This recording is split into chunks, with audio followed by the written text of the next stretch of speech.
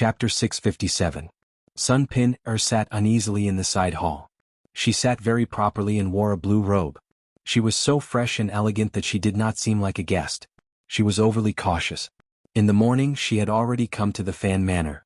Her mind had long become a mess. For a moment she was angry and embarrassed that she, a girl, had come to the manor without any shame to ask for an audience. For a moment she thought of her father sighing at home. She was very worried. In the corner of her heart, the most frantic part was occupied by Fan Xian's appearance. It had been 3 years since she had seen Sir Fan Jr. Although the serving girls often heard rumors from outside and talked about it in the room, Sun Pinner knew that he had lived well these 3 years. He had a son and a daughter and his family was harmonious. There were also no problems in court. Her heart was comforted to the extreme. Sun Pinner wanted to see Fan Xian, but she knew that if she actually saw Sir Fan Jr., it would be very inappropriate. For a moment she could not cut it off or sort it out. She hoped that he would take the time to summon her, but she also hoped that he was not in the manor and that she could go back quietly. The tea on the long table was slightly cold. Another serving girl came up to change it. This was already the 4th cup of tea. From sitting in the morning until now, the Fan Manor had not treated the young lady of the Sun family coldly. After the Ting family returned from the medical shop, they began to chat with her respectfully and calmly. After talking for a number of hours, the words from the woman's mouth did not repeat anything. Sun Pinner knew that this woman was the housekeeper of the Fan Manor and did not treat her lightly. Hearing that Princess Chen was not in the manor, she let out a breath in her heart. Everyone knew that the princess of the Duke's manor was the most gentle and amiable. She never expressed any opinion on matters of the outside world. She only did her best to host the Hangzhou conference and seek benefits for the poor people of the Qing kingdom. Her benevolent heart was greatly admired by everyone.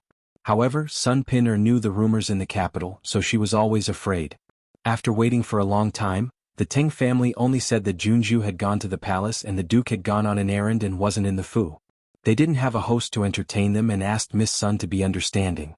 Sun Pinner had already seen with her sharp eyes that there were officials coming in and out of the garden. She had already guessed that Sir Fan Jr. was probably hiding in the back garden and unwilling to see her.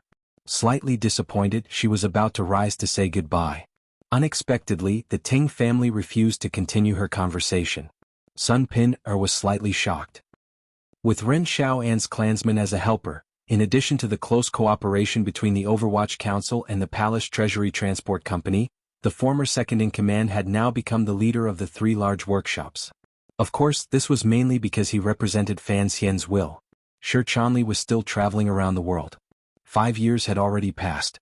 The scholar of the past had already accepted, half helplessly and half willingly, that he had no fate with an official career. If he was truly willing, it would not be difficult for Fan Xian to arrange an official position or 2 for him. However, Shi Chanli knew that in his teacher's heart, he was not the same as the other 3. The things he had to do could not see the light of day and were more important. For the sake of Baoyue Brothel's intelligence system and silver circulation, he was willing to give up some important things to help his teacher. Of course, no one dared to disrespect the present owner of Baoyue Brothel as he traveled the world. As a merchant, Shi Chanli was actually much more at ease than officials like Ji Chang and Wan Li. Even if Fan Xian decided to have Shi Chanli re-enter the official ranks, this brothel owner would still have to think carefully. In reality, he did not understand Fan Xian as well as Sangwen did. Fan Xian had built Baoyue Brothel all over the world. At the beginning, his starting point was truly because he pitied those pitiful women whose fates were not in their own hands. He tried to use Baoyue Brothel to influence the lowest profession from ancient times to now. He did not seek absolute justice, but at least he had to lean toward the proper. After Fan Xian finished reading Shi Chanli's letter, he couldn't resist smiling. Looking at the stammering words in the letter, Shi Chanli and Sangwen probably couldn't resist the long years of working together and finally developing some faint feelings. Shi Chanli wanted Fan Xian to make the decision, but he didn't dare say it explicitly. Fan Xian felt that this matter was quite amusing. He had never thought of sending these 2 people to the same pile. From the beginning, he knew at Sangwen's side there was a lonely Jianghu man who wholeheartedly wanted to be her protector. He didn't know what the situation at Sangwen's side was like. Sangwen's gentleness, Sangwen's lips, and Sangwen's attentiveness and low profile were all qualities that Fan Xian liked. Otherwise he wouldn't have taken her out of the brothel back then. Now that she and Shi Chanli were both older, it seemed that it was time to consider these things. As Fan Xian thought this, he crumpled the letter in his hand into snowflakes. Tilting his head, he sat in the chair in a daze. He had calculated the power in his hands many times, but he had never thought about it as clearly as he did today. The Overwatch Council and the Palace Treasury were naturally the two most powerful weapons in his hands. If the Emperor sent down an edict, he estimated that at most 20 to 30% of the people in the Overwatch Council would stand firmly behind Fan Xian. That lump of ice will probably stand in the middle. He will certainly not disobey the edict, but he shouldn't act against me either. Fan Xian silently thought about whether or not his friendship with Yan Bingyun would be able to stand the test of time in the future.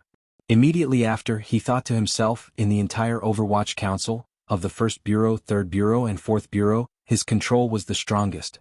The only people who could truly follow him through mountains of knives and seas of fire were the people of the Qinian unit. Fan Xian had begun to tamper with the Palace Treasury a few years ago. He believed that if the situation changed in the future, he would certainly have a way to make a powerful response. The Palace Treasury was a divine weapon that Fan Xian could use to fight against the might of heaven. Shi Chanli and Su Wenmao's loyalty was definitely trustworthy. Additionally, there was Deng Ziyu, who was now in Xilyang. Fan Xian suddenly realized that the power in his hands was indeed very strong. Furthermore, there were faint signs that it was about to break away from the Emperor's control. No wonder the Emperor had begun to experiment with the future arrangements of court politics. A glimmer of a smile rose to the corners of Fan Xian's lips. He thought that in the end, the Emperor still had not discovered the most important point. He would go fight him the day after tomorrow and confirm and protect the power in his hands. He should be able to hold out for a few more years. Just as he and Haitang had once said, this world was those old people's and also theirs. In the end, it would always be theirs. All they needed was time. One day at the end of April, the spring flowers had not been destroyed by the heat and wind. Instead, they were scattered to the ground by a sudden spring rain. The flowering trees that stretched out from the courtyards on the long streets in the south of Jingdo watched helplessly as their clothes were torn into shreds by the seemingly gentle but actually merciless spring wind. They fell to the stone ground outside the courtyard walls and were stepped on by hurrying pedestrians. They sank deep into the mud, revealing only the pink edges. The manor of the Jingdo magistrate, Sun Jingxiu, was on the main street in the south of the city. Not far behind this manor was the Jingdo Yamen. However, the hall of the Yamen was on the other side. The peace of power and wealth depended on each other but did not interfere with each other. Today was not Sun Jingxiu's birthday. Rather, it was his old mother's 80th birthday. It was indeed an important day. What Fan Ruoruo said the day before yesterday was that she had misheard. The old matriarch of the Sun Manor was also someone with a title. Sun Jingxiu rarely did anything, so when the various invitations were sent out, the officials would always come and entertain him. Although there were no red ribbons and colored lanterns hanging outside the Sun Manor's door, they had purposely added a sense of celebration. There were many people coming and going with gifts, but not many carriages came. On the long street, the housekeepers and servants only delivered the gift lists and boxes into the manor as usual. After saying a few words of apology on behalf of their masters, they left the Sun Manor. Some of the lower-ranking officials who did not know the inside story couldn't help but feel surprised when they saw this scene. They thought that the birthday of the Jingdo magistrate shouldn't be so deserted. It was a far cry from the bustling scene of the manors of other nobles. The Jingdo government was in charge of the safety of the entire Jingdo people. The people they dealt with were mostly the various yamens, various manors, nobles and various officials. Thus, it was difficult for the Jingdo government to do their jobs. However, the Jingdo government's status was also high. When the second prince fought for the throne, he had put a lot of effort into the Jingdo government.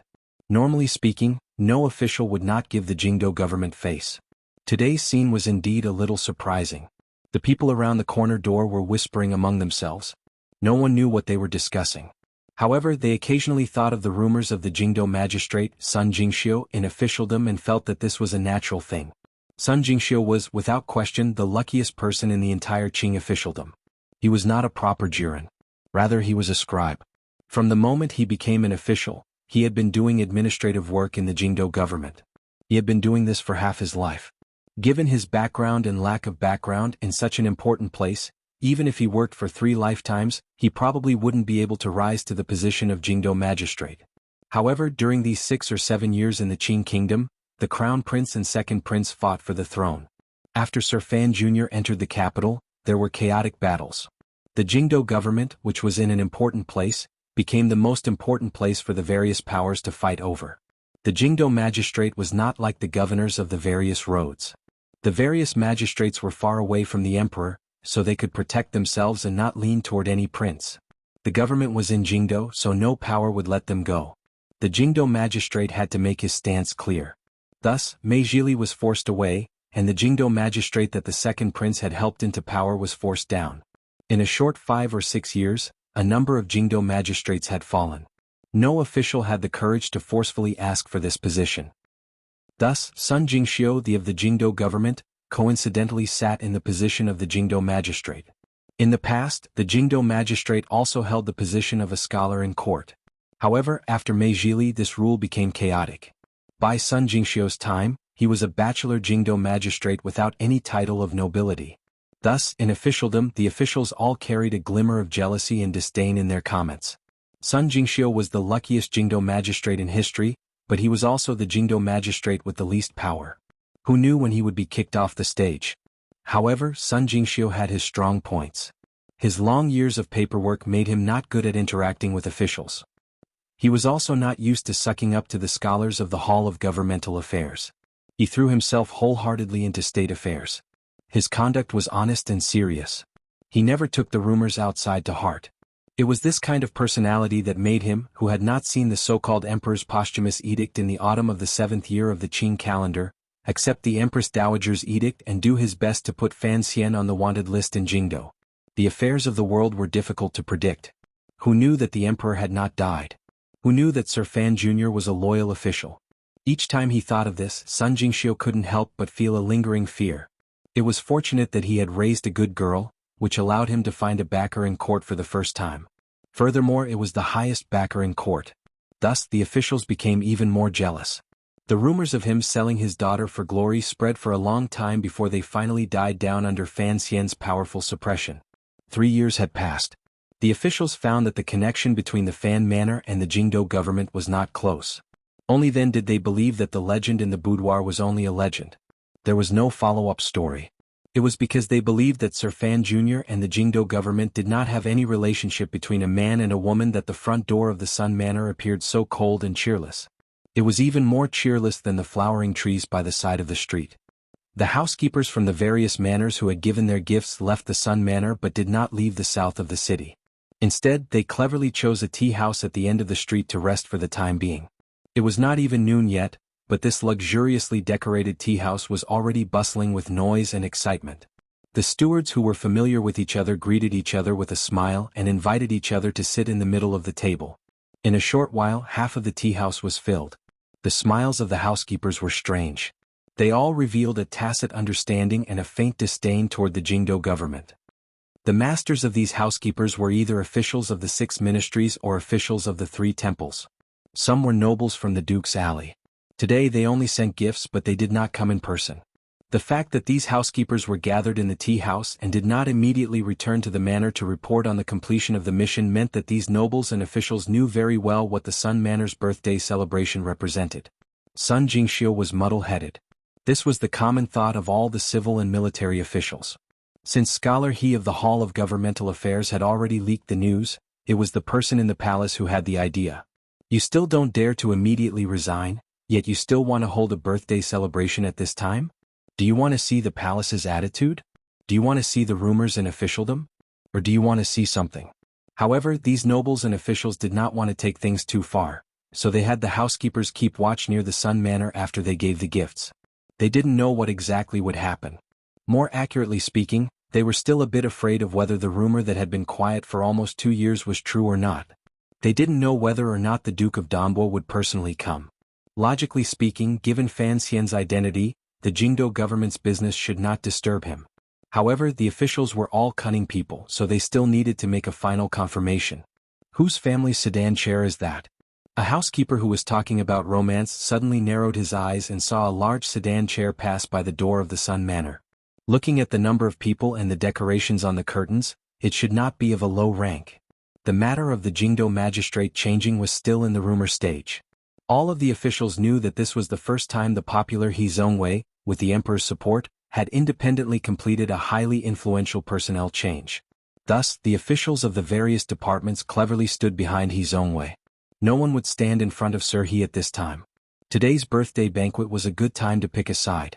Everyone wanted to get closer to the young and gentle scholar he.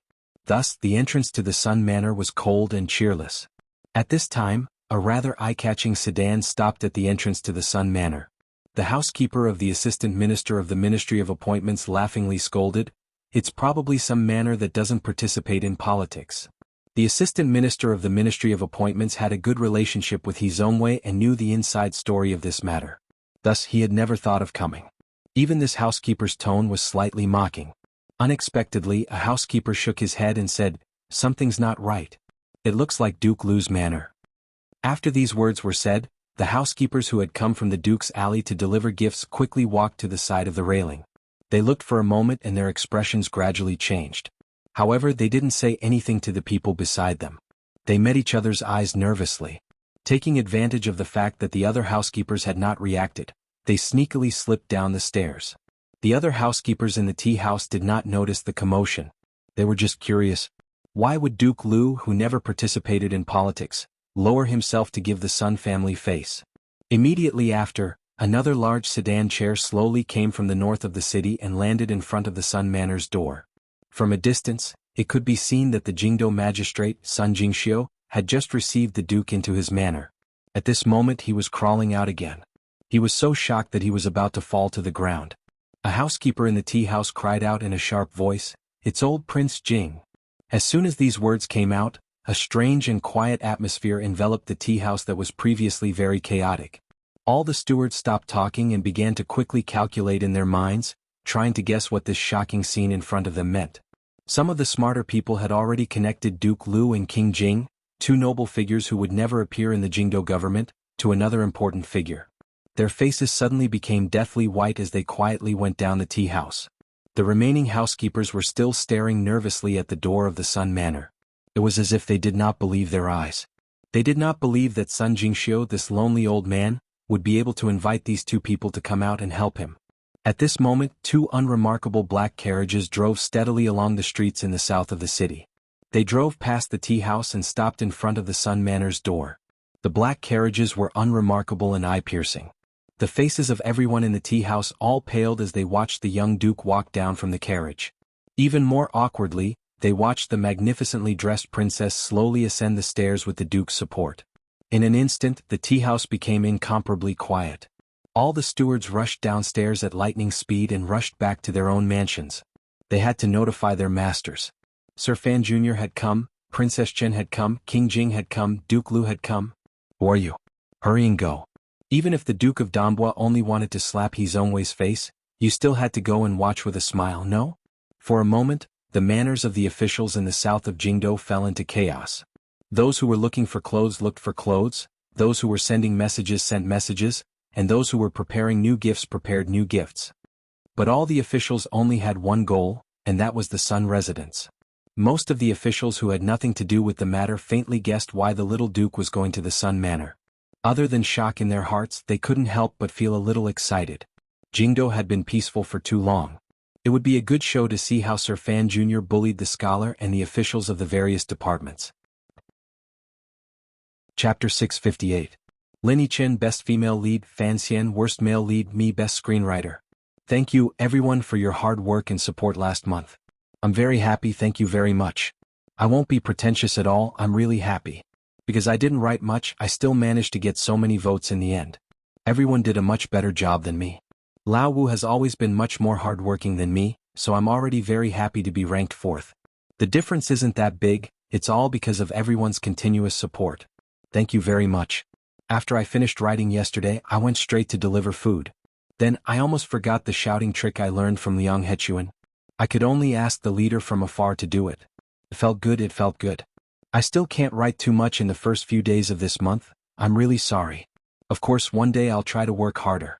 I still have to continue canvassing votes. Brothers and sisters who have guaranteed monthly votes, if you want to spend it, please hurry up and do it. Thank you very much. Then, I thank myself because I know I'll work hard and seriously write my book this month, this year, next year, and most likely for the rest of my life.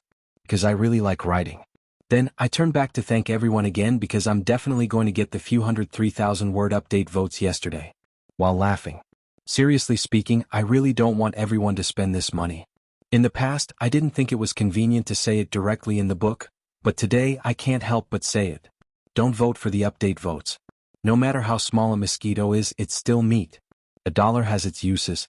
The money I get from subscriptions is my legitimate income, the monthly votes reward is everyone's encouragement, and the update votes reward is something I don't feel good about. I'll continue writing. Everyone knows me, I can last, I don't need the temptation of the update votes, although I don't write much every day. If you vote for 12,000 but I can't write it, then I won't get it.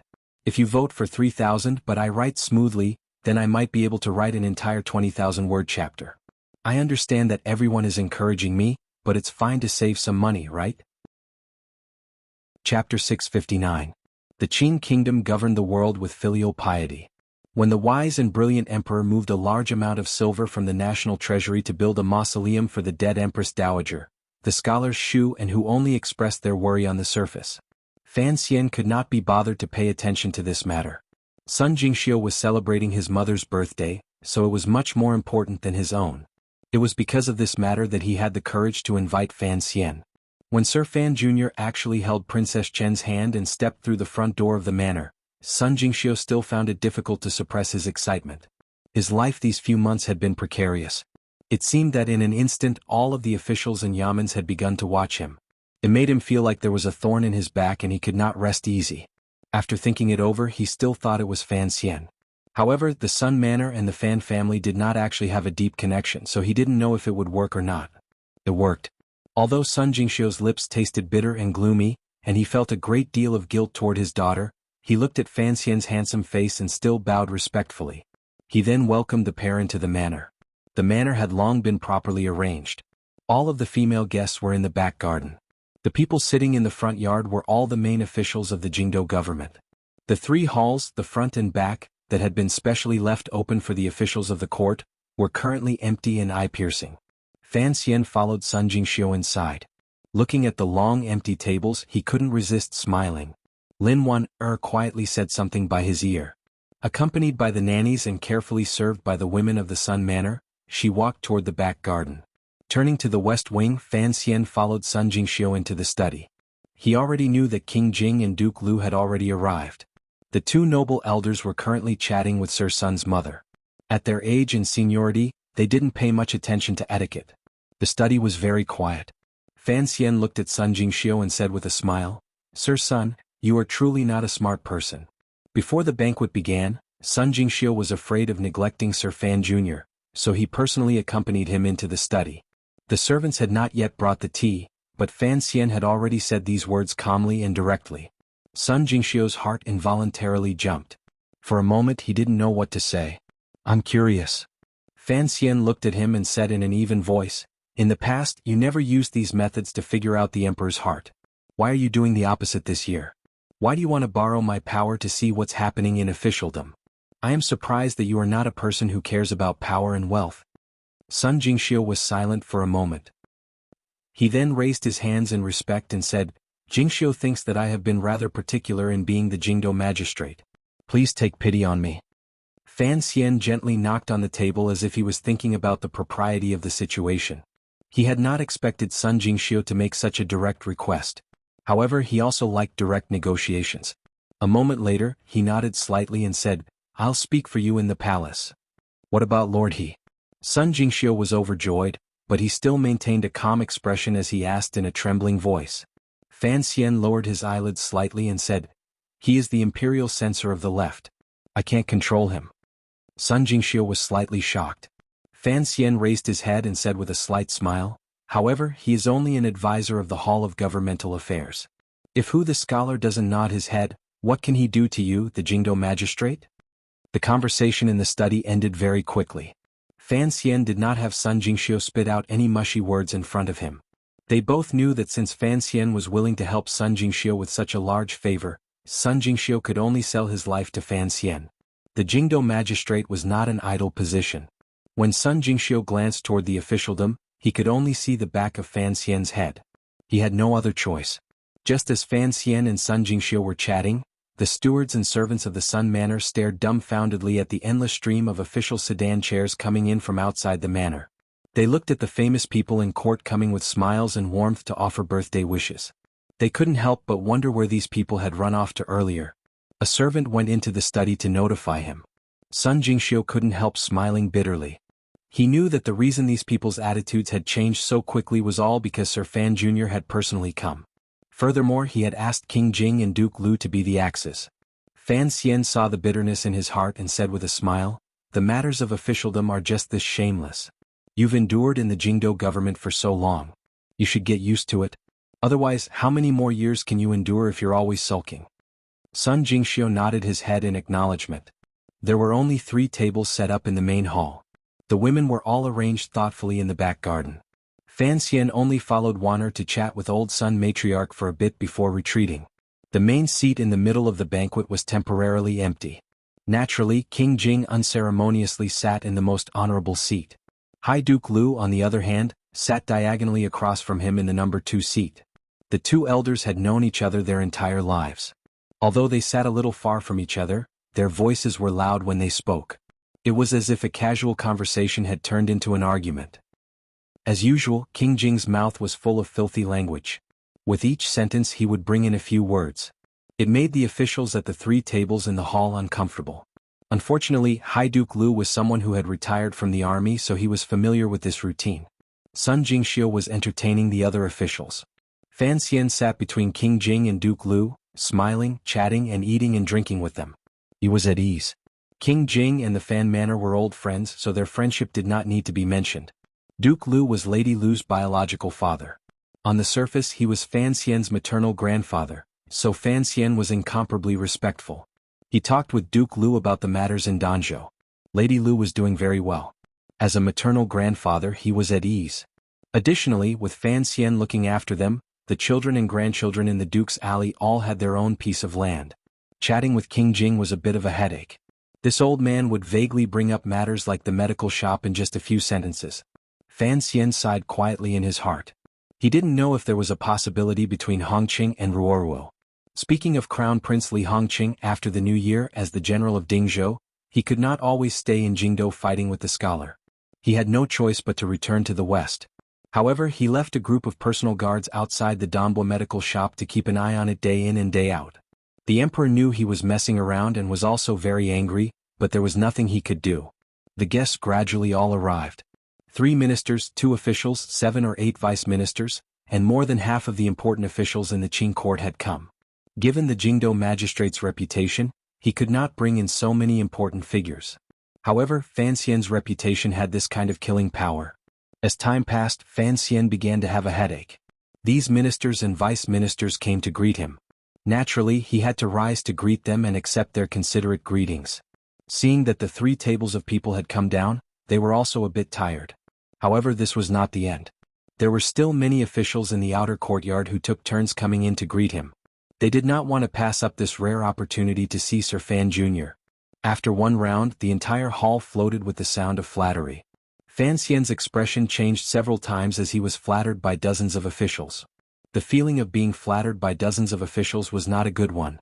After 3 rounds of drinking, another official began to mention Fan Xian's extraordinary service in Dongyi. Everyone's gazes looking at him became heated.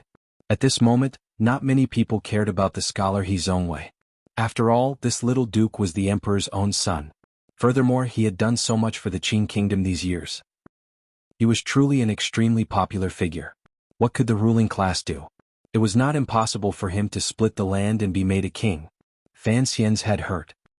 He wondered if these officials had come to wish the old matriarch of the Sun Manor a birthday or had they come specially to flatter him. When all was said and done, he understood. If they had not come specially to flatter him, why would these officials come? It was clear that King Jing was also very interested in the Dongyi matter. He pulled him to his side and asked in detail about some confidential matters. However, it would take at least half a year to finish negotiating the treaty, so Fan Xian could not say anything. He only picked some unimportant matters and secretly told them to the old gardener.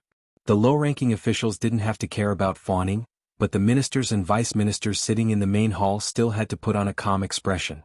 They only occasionally swept their gazes over Fan Xian's face. Fan Xian turned a blind eye to them.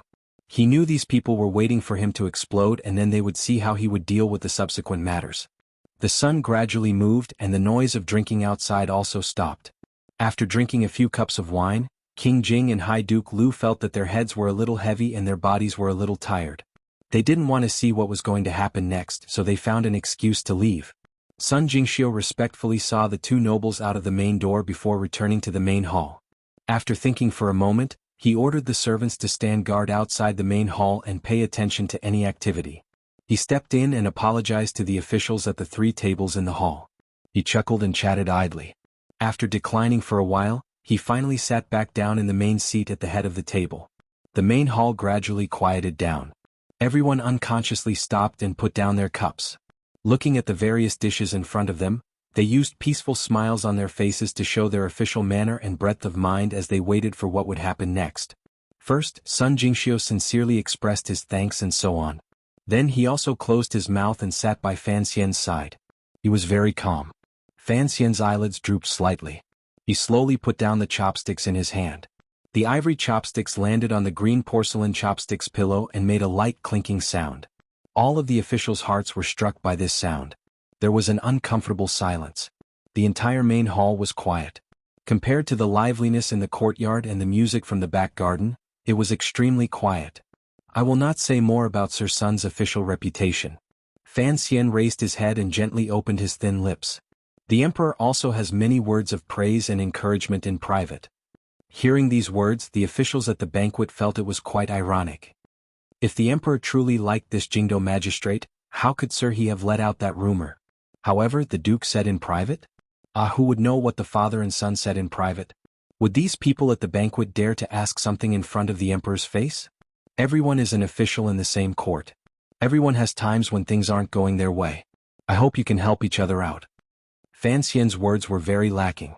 First of all, he brought out Sun Jingxiu's predicament and put him at a disadvantage. Furthermore, he even brought out the words of helping a merchant. His table manners were a bit unsightly. However, things like standards always depended on the character. Even if the emperor wrote a limerick about a white dog swollen, the officials would still sing praises without restraint. After Fan Xian said this, all of the officials at the banquet stroked their beards and nodded. They deeply felt that Sir Fan Jr.'s words were simple but not simple. They were very reasonable. Fan Xian turned his head and looked at the official to his right. What does Minister Wei think? The present Minister of Revenue, Wei Donghang, was a crafty official who had been polished for a long time in the Ministry of Revenue. In the past few years, he had gone to the Fan Manor to discuss matters with Minister Fan and had met Fan Xian countless times.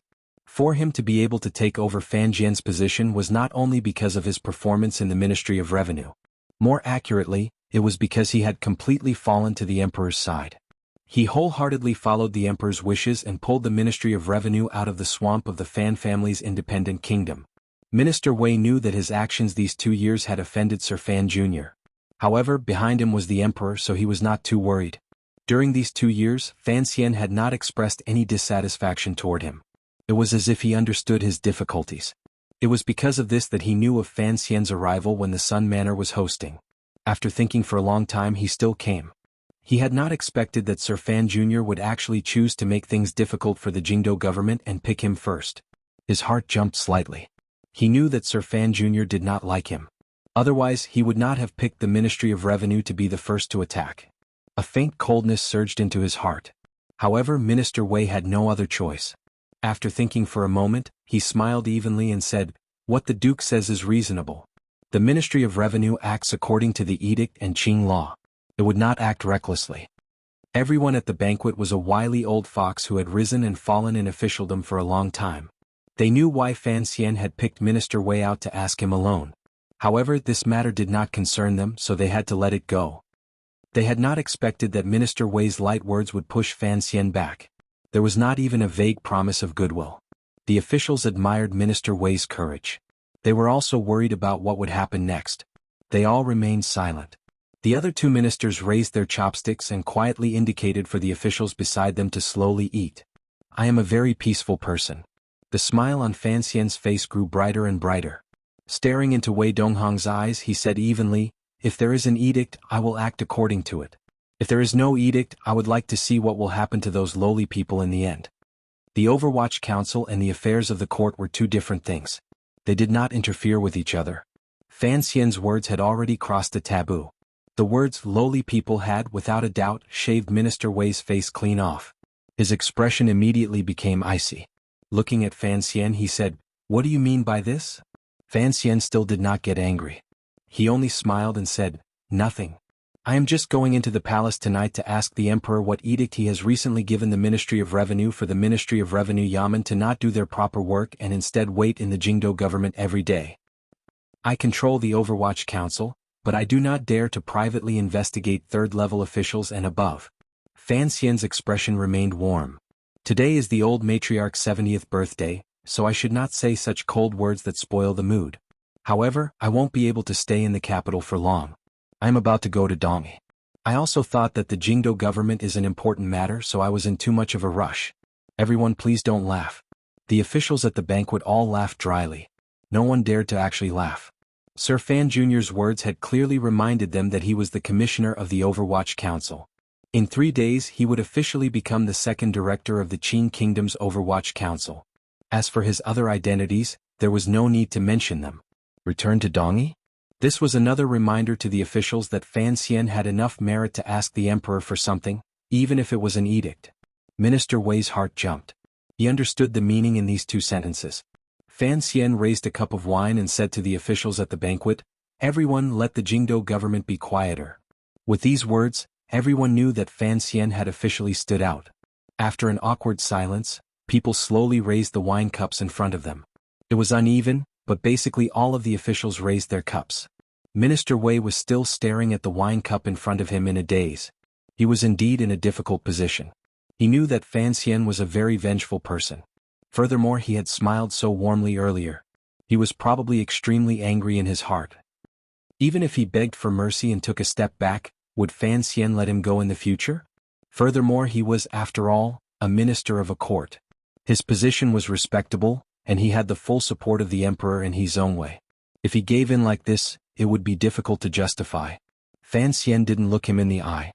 He smiled warmly and said, "Although we are all officials in court, we are all pitiful people. We all want to create a good future for our children, grandchildren, and relatives. The emperor once said that in life, one must have a heart of reverence." He looked at the people at the banquet and warmly said, "As I walk between heaven and earth, I only have a heart of reverence for two things." The minister of the Board of Rights furrowed his brows slightly. He had been the first person to raise his cup earlier. He was different from Minister Wei. He had not offended the Fan manor, so he had a chance to make amends. Furthermore, he silently mocked Wei Dongxing for not knowing what kind of person Sir Fan Jr. was and what tricks he had. He knew what Minister Wei was thinking. The Overwatch Council could not control officials above the third level. As long as the emperor did not speak, it seemed that Sir Fan Jr. could not threaten him at all. However, he knew that Minister Wei seemed to have forgotten history.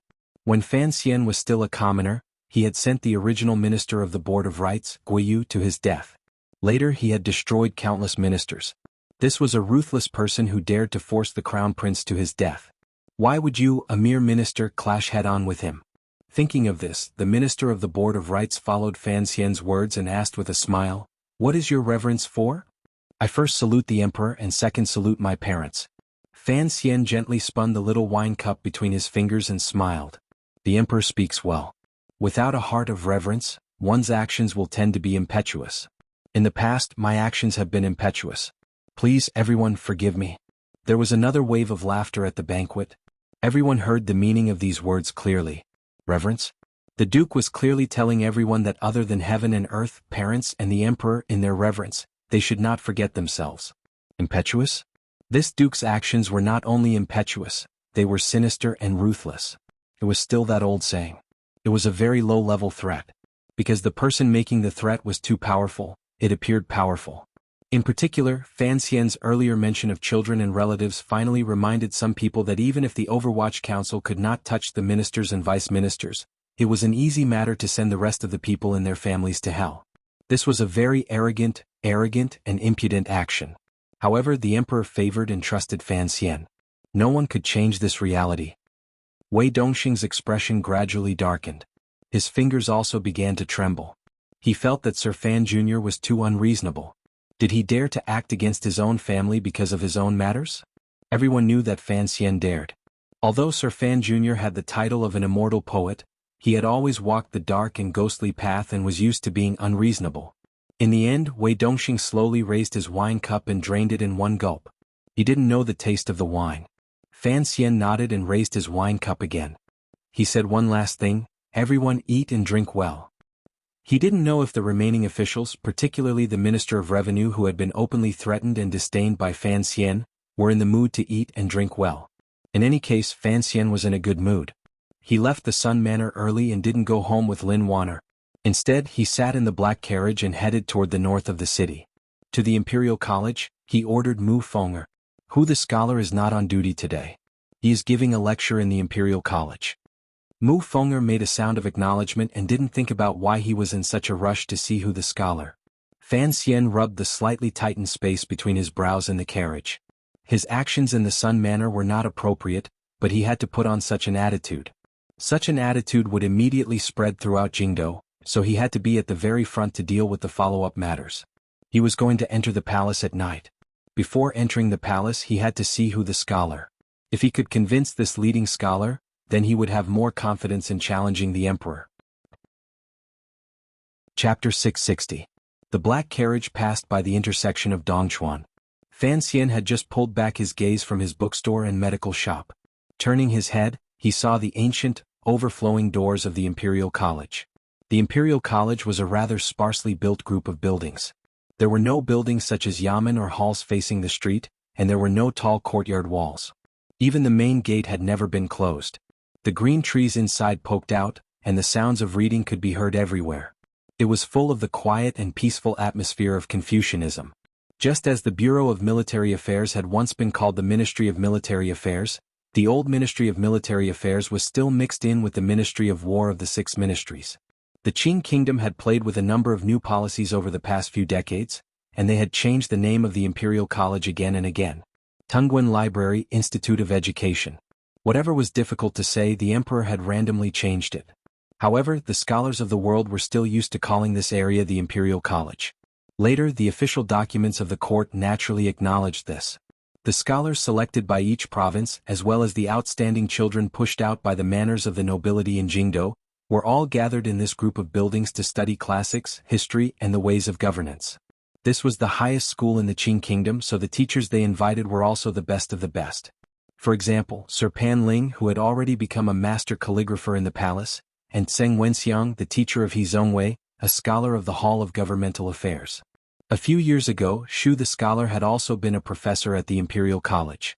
Now, the number one Chinese official in the court, Hu the scholar, also often came to the Imperial College to teach these scholars. With so many arrogant teachers, in addition to the special status of the Imperial College, the students inside already had a very good future. So, the students of the Imperial College could not help but be arrogant. Normal government offices did not want to interact with the Imperial College, and the Qing Kingdom's slightly more liberal style of learning made it even more difficult for normal officials to casually go in. They were very afraid of being interrogated by these students and then fleeing in a sorry state. However, Fan Xian had never had such worries. His relationship with the students of the Imperial College had always been good. Particularly after the 4th year of the Qing calendar, he held a position in the Imperial College and served as the assistant of the nominal head of the Imperial College. Later, Fan Xian's talent shocked the world and he dragged a carriage full of Master Zhuang's books from northern Qi back to the Imperial College. His position in the Imperial College became incomparably high, and he was deeply respected by the students. The carriage quietly stopped at the gate of the Imperial College. An official had already come to receive them. Fan Xian got off the carriage and raised his head to look at the large door he hadn't seen in half a year. He smiled. This simple and unadorned door had actually been built later. It had forcefully rubbed in a bit of antiquity. Spending so much silver was actually because the Qing Kingdom always had a deep sense of inferiority when it came to learning, particularly in certain corners related to history. The sky suddenly began to rain. Although it was not heavy, the scattered raindrops fell on the dark wooden door of the Imperial College, making it particularly eye-catching. The mottled spots gradually became a blur, and the stone slabs on the ground were about to accumulate water. An official from the Qinian unit silently took out a robe from the carriage and wanted to help him put it on. Fan Xian shook his head. Although he liked to wear black robes and bring his closest subordinates in a triangular formation and move out like a ghost in Jingdo's quiet autumn night, he didn't want to appear too special and startle the hot-blooded and pure students. Mu Fenger held up an umbrella and sent him through the gates of the Imperial College. It was already afternoon. The sun had already moved west. Now it was covered by clouds and swept away by the dark rain. The light became even dimmer. The spacious courtyard was filled with a sense of seclusion. Walking forward under the green trees, he didn't see a single person. It was extremely empty and quiet. Thousands of Imperial College students were still in class. As a professor, Fan Xian counted clearly. However, he furrowed his brows and thought, why did the sound of reading stop so uniformly? Like a swarm of bees suddenly moving together, or like a mountain wind pouring into a narrow natural stone kettle, a buzzing sound suddenly rang out in the quiet courtyard of the Imperial College. The sound grew closer and louder. It was the sound of countless people talking and laughing mixed together. Class ended. Hundreds of young scholars walked out of the various courtyards of the Imperial College at the same time and walked to the wide path in the center. They were densely packed and squeezed together. A wave of fresh energy immediately filled the entire space. Some of the young people had forgotten to bring umbrellas. They cried out loudly and jumped on the wet stone pavement. Breaking through the layers of rain, they ran toward their own dorms. Most of the students were calm and unruffled in the midst of chaos. With calm smiles, they opened the umbrellas beside them. For a moment, the entire courtyard was filled with countless umbrellas of all different colors. However, there were no bright colors. Most of them were light green and gray. Thus, Fan Xian, who originally didn't want to stand out, became a strange plant in the sea of pale umbrellas because of the large black umbrella above his head. He immediately attracted everyone's attention. Sir Fan Jr. Teacher. Sir. The students surrounded him in pleasant surprise and bowed to Fan Xian. Most of the students had only seen his appearance from a distance. Some had been fortunate enough to have followed him to edit Master Zhuang's classics and history books, so they shouted with particular strength. Fortunately, there was no congestion. These students probably knew that Fan Xian was busy with official business in court and had recently been busy with important matters in Dongyi. Thus they all suppressed the joy in their hearts. After bowing and greeting him, they made way for the middle path. Fan Xian smiled and nodded in acknowledgement. He then chatted a bit with familiar students and teachers before raising his head to look at the color of the sky. He didn't dare tarry any longer. Excusing himself, he walked toward the depths of Jingxi Courtyard. Behind him and the Overwatch Council officials, the students of the Imperial College still found it difficult to suppress their excitement. They whispered curiously among themselves. They were all guessing why Sir Fan Jr. had come to the Imperial College today. Would the Emperor return Sir Fan Jr. to the Imperial College just because of the Dongyi matter? Would he be allowed to continue teaching? Fan Xian closed the black umbrella and placed it by the door. A stream of cool rainwater flowed down the tip of the umbrella and wrote a large character, drenching the tall wooden doorframe. Fan Xian accepted the towel the teacher handed him and carelessly wiped his slightly wet hair. He then entered the inner room and bowed to the scholar behind the desk. With a smile he said, "I've come to see you." The scholar took off the glasses on his nose and looked at him suspiciously for a while before recognizing him. He smiled and said, "It's rare that I don't have to stay in the corner room today. I was just thinking about some peace and quiet. Can't you give me some time to relax?" Presently, the Hall of Governmental Affairs was headed by the scholar. The Emperor was, after all, gradually getting older. His energy was not as great as when he was in his prime. Furthermore, the Emperor seemed to have thought things through and had thrown many political matters to the Hall of Governmental Affairs. He no longer had to attend to everything personally. In this way, the power of the Hall of Governmental Affairs was greater, but its affairs were incredibly busy. Using the private words of some sharp-eyed officials, the present Hall of Governmental Affairs was gradually becoming the Prime Minister's manor of the past. The power in the hands of the head scholar, the scholar, also seemed to be moving closer and closer to that of the past Lin Ruofu. Fan Xian didn't believe this. Since the Emperor had, with great difficulty, pulled his father-in-law off the stage, he would not allow another Lin Ruofu to appear. However, he also knew that the scholar worked hard on political matters all day and was indeed very tired. Smiling, he went forward and bowed again. "If it wasn't serious business, I wouldn't have come to bother you." The scholar had a good relationship with him. One reason was that in the debate between the old and the new, the two of them were on the same side.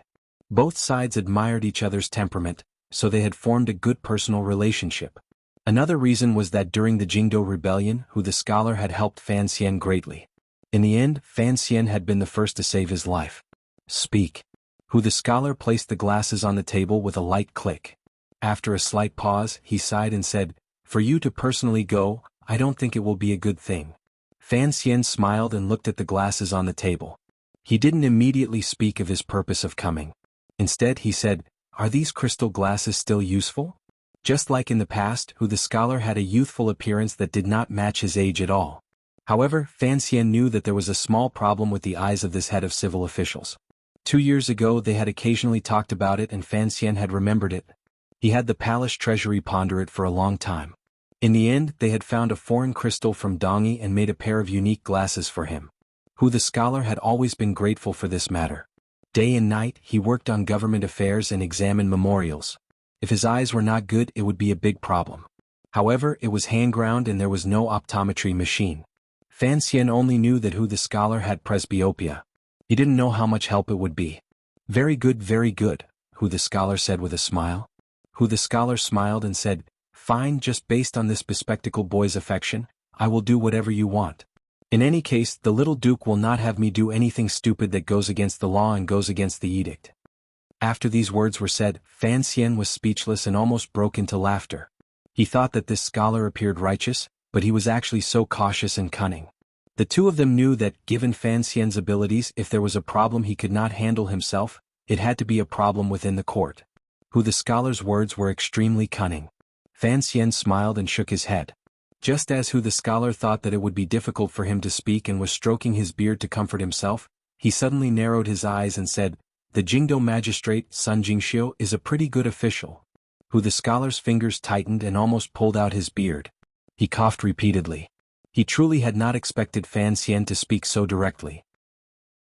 Concerning the position of the Jingdo magistrate as the leader of the civil officials, he knew the cause of the current situation. However, the emperor was currently supporting his own way to the position, so as a scholar, he could only maintain his silence. He glanced at Fan Xian probingly and said, "Sir Sun, was it not the duke who personally suppressed the rumors back then?" Fan Xian couldn't be bothered to beat around the bush with him. He directly sat down beside him and moved close to his ear. "I have nothing to do with his daughter, but I do want to protect Sir Sunday. This is the emperor's intention." The scholar did not hold back on anything in front of him and directly brought up the emperor. Fan Xian smiled coldly and said, "It is just that his own way is dancing there in a youthful and moving manner. What does that have to do with the emperor?" The scholar smiled. He knew that in front of anyone, this kid would not admit that the problem with the Jingdo government was the emperor's intention. Otherwise he would be openly challenging the emperor. Fan Xian continued, "I only ask one thing. How exactly was Sun Jingxiu's performance these 3 years?" "This." The scholar gently stroked his short beard. After a moment of silence he said, "Above average for 2 years and average for 1 year. It was nothing more than average." The Jingdo government was indeed an important position. Thus, the scholar firmly remembered the performance of the 3 years and blurted it out. Fan Xian laughed coldly and said, "Don't say these blind words. The scholar knows in his heart that the position of Jingdo magistrate is not for people.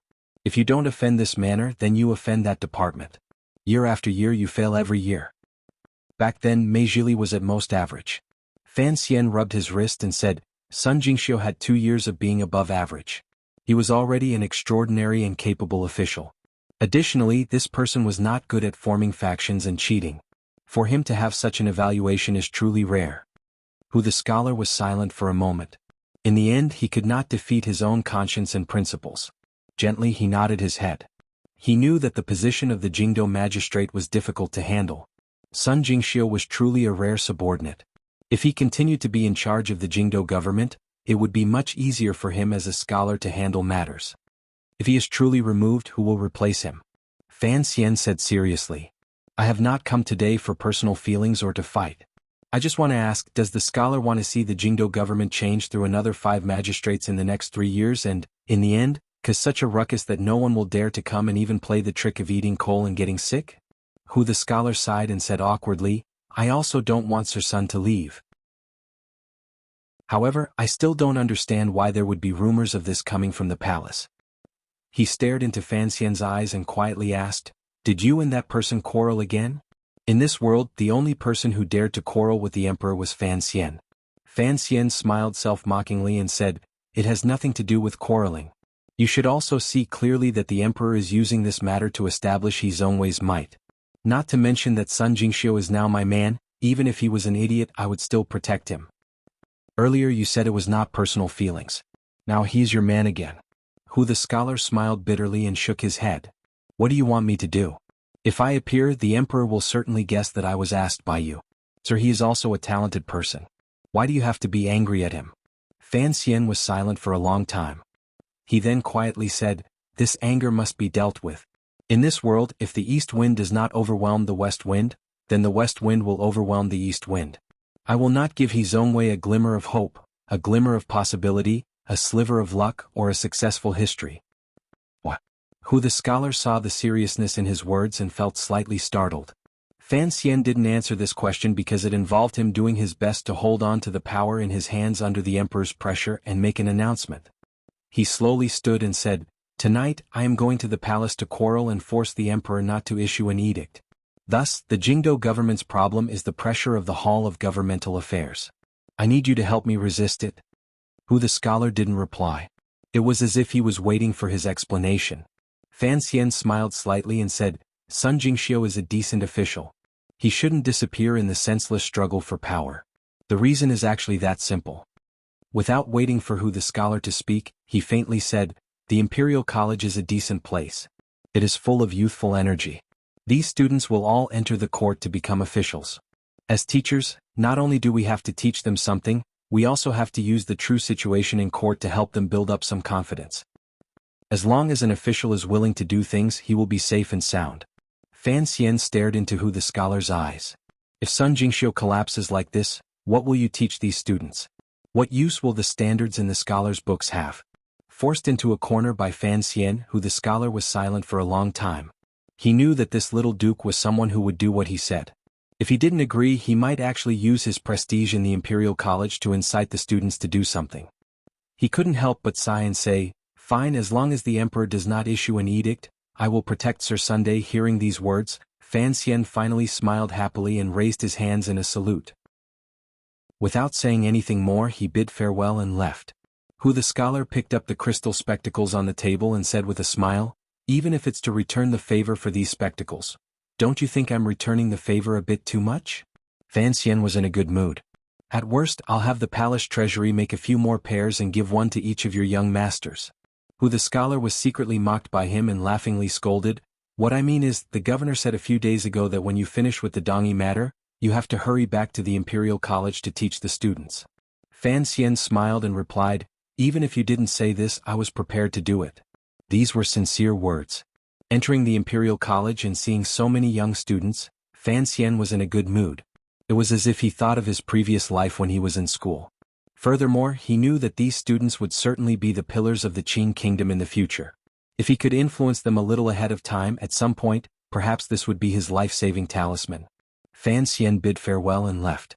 Hu the scholar continued to do his own things alone under the dim company of the light. After an indeterminable amount of time, before the sky had completely darkened, an official quietly walked in and said something by his ear. Hu the scholar was silent for a long time. A bitter smile rose involuntarily to the corners of his lips. In a quiet voice he said, so, something like this happened at the Sun Manor banquet? I really don't know what this little duke is thinking to make such a pompous fuss. It is completely unlike his usual reserved personality. The official was Hu the scholar's trusted aide. There was also a puzzled expression on his face. He said with confusion, furthermore, this matter is very strange. He clearly knows that it is the palace's intention, yet Sir Fan Jr. is still stubbornly resisting it and even begging teacher. For a mere Sun Jingxiu, is it worth it? It's not just Sun Jingxiu. Hu the scholar sighed again and waved his hand for the official to leave. He warned, there's no need to bring this matter up again. As long as the emperor does not issue an edict, I will protect someone for Sir Fan Jr. It should be fine. The official acknowledged in a low voice and left after saying his goodbyes. Hu the scholar's still young face changed expression under the dim light. He was thinking about Fan Xian's words earlier and guessing at Fan Xian's true intentions. East wind and west wind? He rubbed his slightly tightened brows and couldn't resist smiling bitterly. Sir, he probably did not have the right to be the east wind. Sir Fan Jr. was fighting the emperor. But why was he fighting? Was it because he had a grudge against the emperor's action of reducing power and was venting it here? Hu the scholar sank into deep thought. He kept feeling that this was not the case. Chapter 661. 3 years ago the entire Jingdo was hunting me down. If it weren't for the help of the Sun family, it would have been difficult for me to live until now, much less transport the Black Knights into the capital. The atmosphere in the royal study was tense. Fan Xian lowered his head slightly and looked at the emperor on the couch in front of him. His expression was slightly heavy as he slowly said each word. From this perspective, the Sun family can be considered my savior and a meritorious minister in quelling the rebellion. Quelling the rebellion? The emperor did not raise his head. The dim yellow light shone on his tightly bound hair. A few strands of white hair could faintly be seen reflected. He only continued Fan Xian's words and coldly said, "If I remember correctly, that was the work of the young lady of the Sun family. What does it have to do with her father?" The young lady of the Sun family was always her father's child. Fan Xian raised his head and looked at the emperor stubbornly and calmly. The emperor put down the file in his hand and also raised his head. He looked calmly at his son and was silent for a long time. It was as if he wanted to see the true thoughts in the depths of his heart. A moment later, he quietly said, "You came to the palace today to say this?" "Yes, your majesty." The emperor once again fell silent. After a long time he suddenly said, "Why?" "I am a person who always returns favors and grudges." The reason Fan Xian gave was simple. "I am greatly indebted to the young lady of the Sun family. If you only want to repay the favor." The emperor said mockingly, "I gave Sun Pin'er to you. Naturally, Sun Jingxiu's face will be bright. Why fight for this position?" Fan Xian did not smile in embarrassment. His face was incomparably calm, but his heart tightened slightly. Gritting his teeth, he said through his teeth, "Because you promised me 3 years ago." The emperor sank into silence. 3 years ago, Fan Xian had asked him for credit. Among them was the matter of Sun Jingxiu. He slowly opened his mouth and said, "What in this world never changes? The position of an official is the foundation of a country. How can it never change because of one word? Based on your words, if I promise you something, even if that person is corrupt and breaks the law in the future, I will still follow you and not touch him?" Fan Xian's earlier words carried a glimmer of anger and a glimmer of unbecoming ferocity. The emperor was angered by this intention of using his achievements to ask for rewards. In an instant he calmed down. Perhaps the emperor liked Fan Xian's personality of putting everything on the table to argue. Sun Jingxiu is a capable official. Fan Xian did not take a step back. Looking at the emperor's face, he said in a clear voice, "If he dares to take bribes and bend the law, I will be the first to capture him and hack him to pieces." A strange light flashed through the emperor's eyes. It was as if he had not thought that Fan Xian would care so much about this matter. He faintly thought that it was probably because the method of reducing power had come too quickly and pierced this young man's heart. The Dongyi matter was still being dealt with. The court had not truly rewarded Enji for his service, yet they were in a rush to arrange an opponent for him in court. No wonder Enji felt uncomfortable and forcefully pushed back.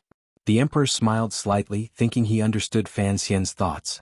He shook his head and didn't continue on the matter. "A routine performance appraisal will always have to be done," the emperor lowered his head and said evenly.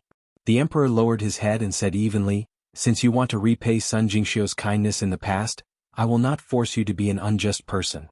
However, if he is not suitable to continue in this position, I will replace him." The emperor raised his head. It seemed to be a warning and also a reminder. Even if you are the director of the Overwatch Council, you cannot interfere too much with the matters of the court. The students of the Hall of Governmental Affairs work hard on court affairs. Don't interfere too much.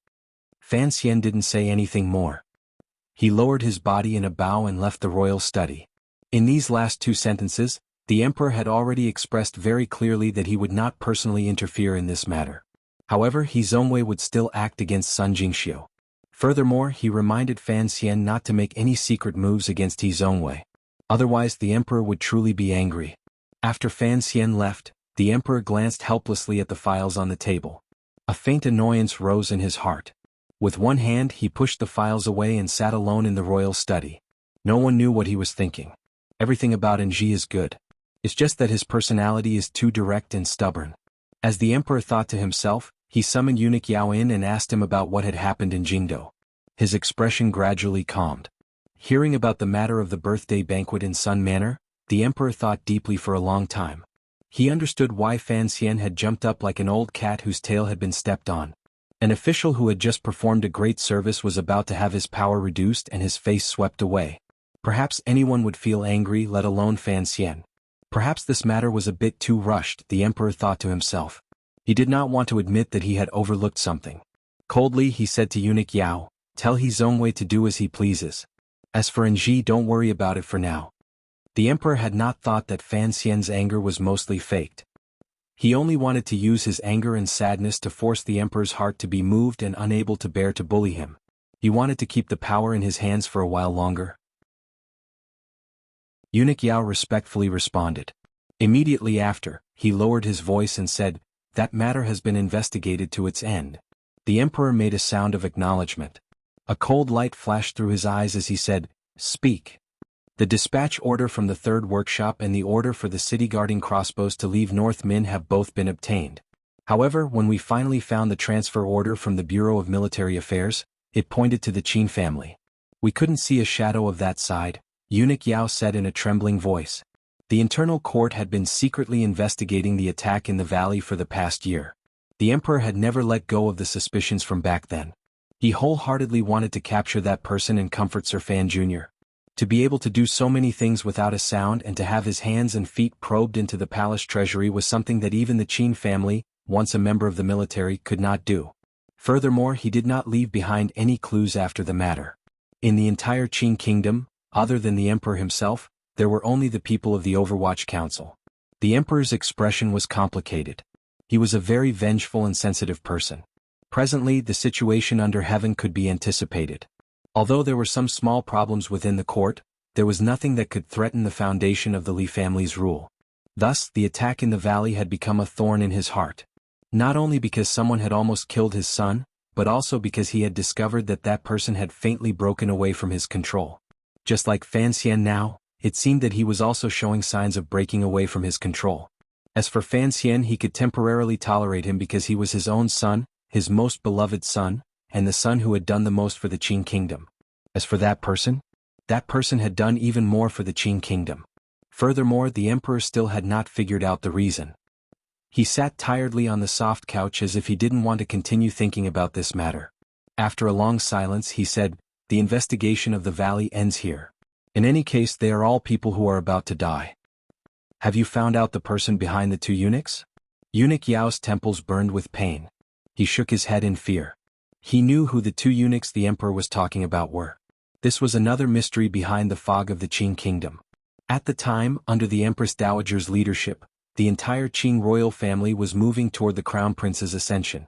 The second prince had also temporarily maintained peace with the crown prince. Coincidentally, two eunuchs jumped out of the palace with the intention of assassinating the third prince, Li Qingping. What exactly did they want to do?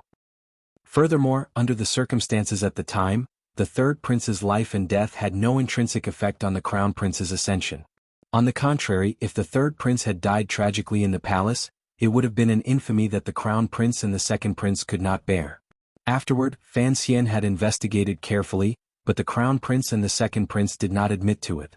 The eldest princess did not even talk about such a small matter before her death. Fan Xian could not continue investigating. He could only think that there were too many variables in the palace at that time. He didn't know what kind of conflict had exploded to put the third prince in danger. However, the emperor did not think this way. He never let go of any of the smallest oddities. That was why he was able to accomplish such a grand undertaking.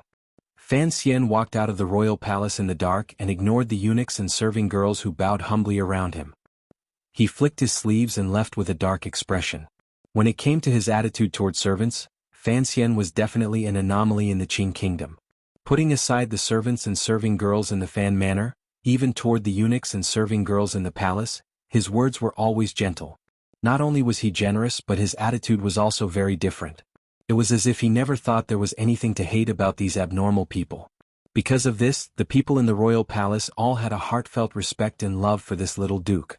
Although Eunuch Ho, who had died to the arrows of the 6th Bureau of the Overwatch Council 3 years ago, was someone the eldest princess had secretly planted, he was usually full of praise for Fan Xian.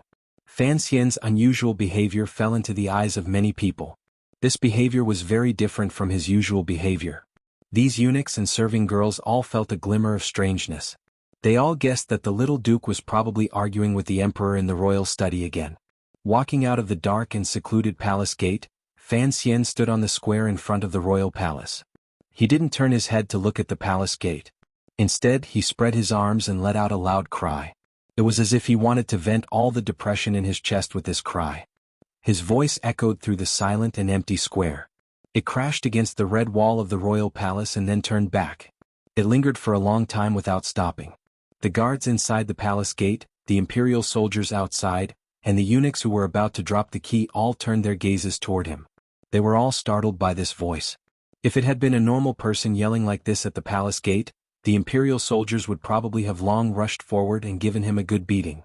Then they would be sent to the celestial prison to wait for the fall beheading for the crime of disturbing the palace. However, no one dared to move even after Fan Xian's random yell. There wasn't even a verbal reminder. Even if this person had gone crazy if he was Fan Xian, then everyone would only beautify it as the madness of a poet and turn a blind eye to it. The person on duty at the palace gate was the commander of the imperial army, Gong Dian. He was the first official Fan Xian had seen after entering the capital. The two of them could be considered to be familiar. Hearing this cry, Gong Dian ran out from the duty room and hurried over. Dragging him back, he said, "What's wrong with you?" Fan Xian tidied the sleeves on his arm and smiled coldly. "I'm really about to go crazy." Although he said this, his expression had already calmed a great deal. Earlier he indeed had some anger that needed to be vented. After enduring in this world until now, in front of everyone, Fan Xian no longer needed to hide anything or go against his nature. Other than the emperor, acting in front of the emperor was indeed very stressful. Furthermore, his emotions were very complicated. Looking at the emperor's thin and tired face, for some reason Fan Xian thought of the portrait in the little building and the story from many years ago. A wave of blood and fire gathered in Fan Xian's eyes. He found it difficult to bear the feeling of being torn apart by these mixed feelings. Even though he was yelling in front of the palace gate, Fan Xian was actually acting. He knew that before long, this yell would be reported to the emperor's ears in the royal study. He wanted to act like a real person, an angry and wronged illegitimate child. It was very tiring. He didn't want to act anymore. "Accompany me to drink." He stared at Gong Dian like a refugee staring at a piece of pork belly. "I'll seal up Baoyue brothel and call 60 girls to accompany you." Truly, truly crazy. Gong Dian's eyes were bright and full of expression as he stared back at him. He placed a hand on his forehead. There was a manor by the side of Xinhuai Alley.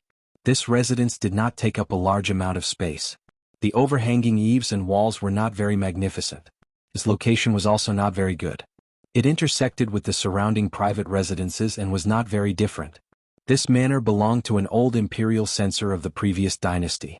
After this old imperial censor retired and returned to his hometown, the residence was left empty and handed to a few old colleagues to manage. Thinking that it would be more convenient for his descendants when they sought a future in Jingdo, he had no intention of selling it. 3 years ago this manor was still sold. From then on, the quiet Xinhuai Alley became lively. Occasionally officials would come to visit. During the New Year and other festivals, the crowd at the entrance was like a dragon. It was extraordinarily lively. With an imperial edict, he had him enter the imperial censor and become an imperial censor. In the following years he Zongwei dealt with various powers and finally successfully ascended. He became the youngest scholar of the Hall of Governmental Affairs in the history of the Qin Kingdom. His limelight flourished and was unparalleled. Of course, that was because no one would compare him to that person. Even though he was scholar, in the hearts of thousands of people in the Qin Kingdom, that person would forever be the only one, the high and lofty one. In He Zongwei's heart, that person was a shadow. This shadow floated above his head and blocked out the limitless light of his life, leaving only a patch of darkness and coldness. That shadow was Fan Xian. When He Zongwei received the unanimous praise of the scholars because of Prime Minister Lin's matter, Fan Xian had already exposed the scandal of the spring examination and made 15 officials of the court, including the Minister of the Board of Rights, dead people. Furthermore, there was also the poem that night in front of the palace. When He Zongwei was still a common imperial censor in the imperial censor, Fan Xian was already the commissioner of the Overwatch Council. He had forced the emperor to beat the imperial censors in front of the royal palace.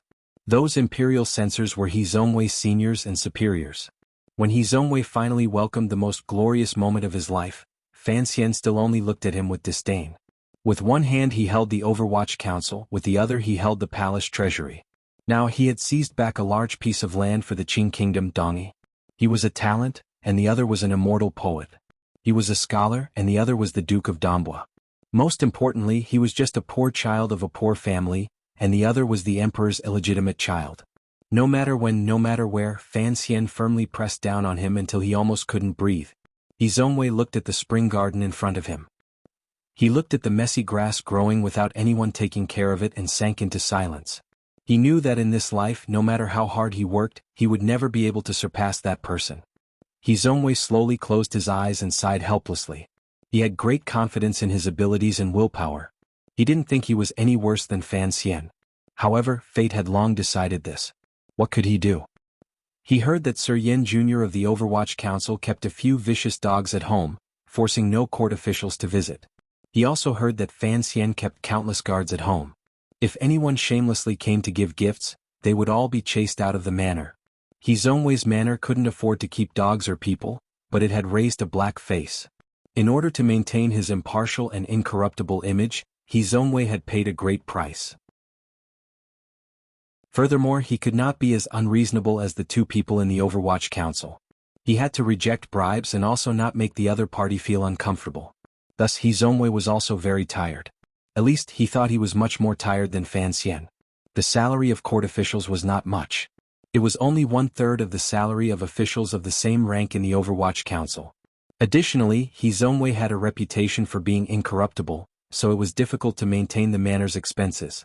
Although the emperor knew of his family's poverty and had the internal court bestow a great deal of gold and silver, traveling to and from Jingdo was always too expensive. What Zongwei worried about the most was not Sun Jingxiu of the Jingdo government but whether or not he should spend money to repair the garden. Zongwei let out a bitter laugh. Who knew how much he had sacrificed for the sake of such glory? He was not like Fan Xian, who had a large palace treasury to support and a bookstore and brothel to support him.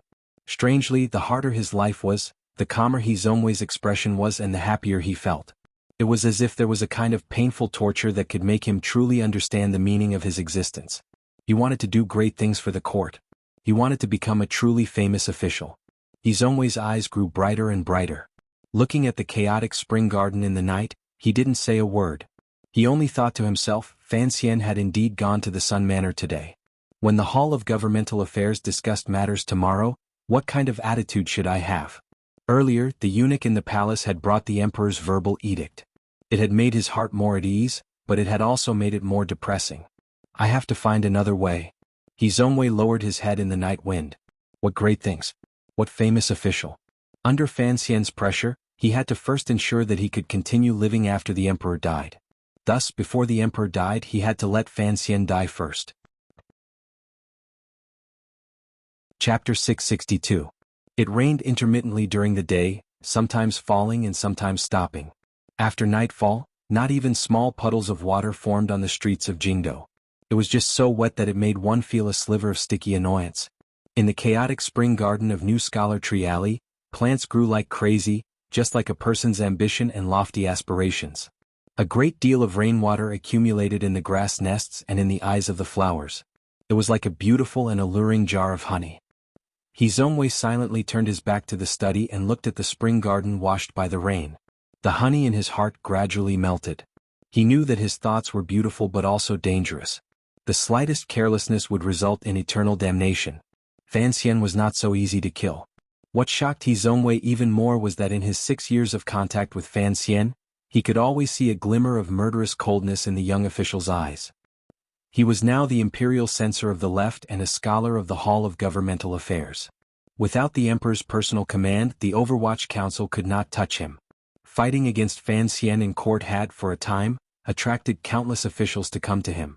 It looked like he was in limitless glory, but only he knew that he was actually walking down a path of death.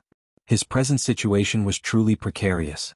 If the trend in court continued like this, Zongwei's future focus would still be on the imperial censorate to keep the Overwatch Council in check.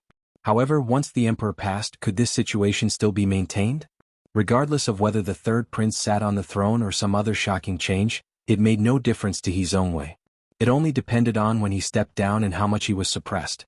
However, Zongwei had no solution to this trend. If he continued like this, step by step, even if he became the head scholar of the Hall of Governmental Affairs, what power would he have when facing the person on the dragon chair in the future? He had once tried to find an opportunity to get close to the third prince deep in the palace and seek the greatest support for the rest of his life. All his attempts these 3 years had been forcefully cut off by an unknown power when he was about to approach the inner palace.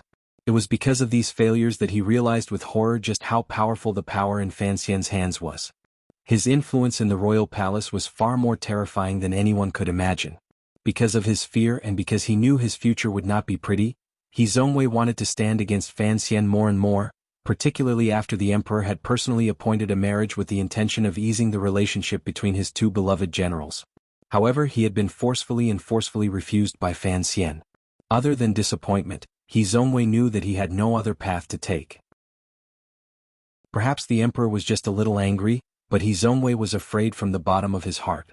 Although the emperor was Fan Xian's father, his understanding of Fan Xian was not as profound as He Zongwei's. There was an old saying that the people who understood you the most were often not your family or friends, but your enemies. He Zongwei knew that Fan Xian would not let him go.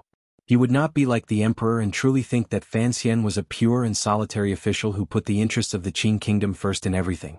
In his eyes, Fan Xian was a strange being who always put his likes and dislikes first. It had to be said that He Zongwei's judgment of Fan Xian was correct. There was no hatred in He Zongwei's eyes. There was only a faint self-mockery and an icy coldness. He left the messy spring garden and returned to the study. The decorations in the study were relatively simple, but there were many books and account books piled on the bookshelves on either side. He walked to the side of the bookshelf and thought for a moment. From an unremarkable position he pulled out a small booklet. Then he sat beside the desk and began to examine it carefully. This small booklet was the list of names the Ministry of Rights and the Internal Court had worked together to compile after the Jingdo Rebellion. He Zongwei was in charge of the Imperial Censorate and had the Emperor's trust. A long time ago he had gotten his hands on this list. Furthermore, he had read it countless times in this quiet study. The third page, page 42, was the most wrinkled. It looked like it was the place he had flipped through the most. Before and after these 2 pages were the birthplaces and names of the 100 Tiger Guards who had died for the country and the people of the Overwatch Council who had died in the line of duty on Dongshan Road. There were 2 names that stood out. One was Gao Da and the other was Wang Qinian.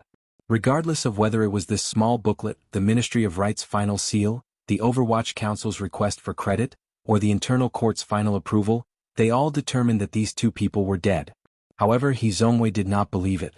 From a long time ago he did not believe that these 2 people were dead. Even though he later confirmed that these 2 people were among the bodies collected on Dong Mountain, he still did not believe it. The Overwatch Council could easily do such a thing. It was still the same thing. He Zongwei understood Fan Xian better than the emperor. What made him suspect this was because of some small details these few years. First of all, Gao Da and Wang Qinian were Fan Xian's most trusted aides. They should not have died so quietly in the emperor's eyes. In the emperor's eyes, they were both unremarkable people. In He Zongwei's eyes, these 2 people had their own importance. Secondly, he had been watching Fan Xian in secret these few years, watching his every move, including when Fan Xian had taken Fan Ruoruo and the Overwatch Council officials to the mausoleum a few days ago. Not long after the matter, he had heard the news and had personally gone to investigate. Just like in the past few years, Fan Xian's visit to the memorial garden was as quiet as ever. Most importantly, Fan Xian did not purposely stop in front of the 2 graves with Wang Qinian and Gao Da's names written on them and burn some paper money. Fan Xian was a very protective official who cared for his subordinates, particularly trusted aides who had died. Logically speaking, they should not have received such treatment. In the end, the reason He Zongwei made up his mind to determine that these 2 people were not dead was another small detail. After he became suspicious, he began to use the power of the Imperial Censorate to secretly watch from the side and let out a cry. Gao Da had never married or had children in his life. After his death, his troubles ended. But Wang Qinian, the head of the Overwatch Council stationed in northern Qi, had a wife, a daughter and a family. Although the Overwatch Council gave him a pension every year, no one knew who had taken it. Most importantly, after Wang Qinian died, it was said that his entire family had moved back home. In the Wang family's hometown, no one had discovered the whereabouts of this family. If Wang Qinian had truly died, Fan Xian would certainly be responsible for the Wang family's daily life. Given his personality, he would not allow Wang Qinian's widow and daughter to wander the world miserably. Wang Qinian did not die. Naturally, Gao Da did not die either. Why were the bodies of the 2 people who did not die on Dong Mountain? Why did the Overwatch Council help them hide it? On Dong Mountain, 100 Tiger Guards shed hot blood to block the sword. Gouda was among them, so why did he not die? Had he escaped at the last moment? Wang Qinian had been by the emperor's side at the top of the mountain. If he had not died, why was there no sign of him afterward? Could it be that when the emperor was in danger, he had already escaped? He Zongwei slowly closed the scroll. A slight smile rose to the corners of his lips. He thought to himself, the powerful subordinate that Sir Fan Jr. had brought indeed had Fan Xian's style at a critical moment. He ran faster than anyone and saw himself as more important than anyone else. This was a great crime of deceiving the emperor. This crime was punishable by death by 1,000 cuts. He Zongwei understood the emperor's personality too well. As long as someone betrayed him, or rather, as long as an official placed their life before the emperor's safety, he would fly into a thunderous rage and be ruthless in his heart. Furthermore, there were many people who deceived the emperor. If Wang Qinian and Gouda were captured and brought back, it would be difficult for them to escape death. What about the Overwatch Council? What about Fan Xian? He Zongwei took a deep breath. His young and tired face immediately appeared a bit livelier and more austere. When it came to Fan Xian, he could not find any openings to attack. Thus he could only wait for that wretched day. Unless, before the emperor died, he could incite the relationship between the emperor and Fan Xian. To incite the relationship between a father and son, one had to use such an illusory method as intentions. The crime of deceiving the emperor was something that destroyed one's heart. When all was said and done, this was probably Fan Xian's only lifeline in this life. He was too sentimental. If he had directly killed Gouda and Wang Qinian, none of this would have happened. Thinking of this, He Zongwei couldn't help but smile and shake his head. Immediately after, he lowered his head and gently tapped the teacup on the table, making a ding sound. Before long, 2 people walked in. One of them was about 30 years old with a respectful expression on his face. Looking at his facial features, he was rather similar to He Zongwei's. The other person was about 50 years old but still wore the attire of a Confucian scholar. Wang Qinian, Gouda, He Zongwei didn't hold back on his choice of words. Straightforwardly he said, "We've been investigating these 2 people for over a year. Do you have any clues?" The person who looked like He Zongwei was actually a distant cousin. His voice was slightly raspy as he replied, "I vaguely caught some clues. However, when the Overwatch Council does things, even if you catch wind of it, you won't be able to catch up. Everything stopped 3 years ago. Even if these 2 people still have secret connections to the Overwatch Council, I'm afraid it's still a place we can't touch." He Zongwei furrowed his brows and nodded. He knew that given the power of the Overwatch Council, regardless of whether Director Qin personally acted or Fan Xian made the arrangements, the officials in court alone would not be able to move that metal plate. Unless he secretly ordered the Ministry of Justice and Supreme Court to go out and capture them, the problem was that this had to be done in secret. The Ministry of Justice and Supreme Court had Overwatch Council spies hidden within them. Once his actions alerted Fan Xian and caused the other party to block this opening, or even secretly do something vicious out of anger, it was not something He Zongwei wanted to see. "Sir, we won't be able to find anything in this matter by ourselves. The bodies on Dong Mountain have been counted. Although I don't know how the Overwatch Council did it, the number of people matched up with the name list.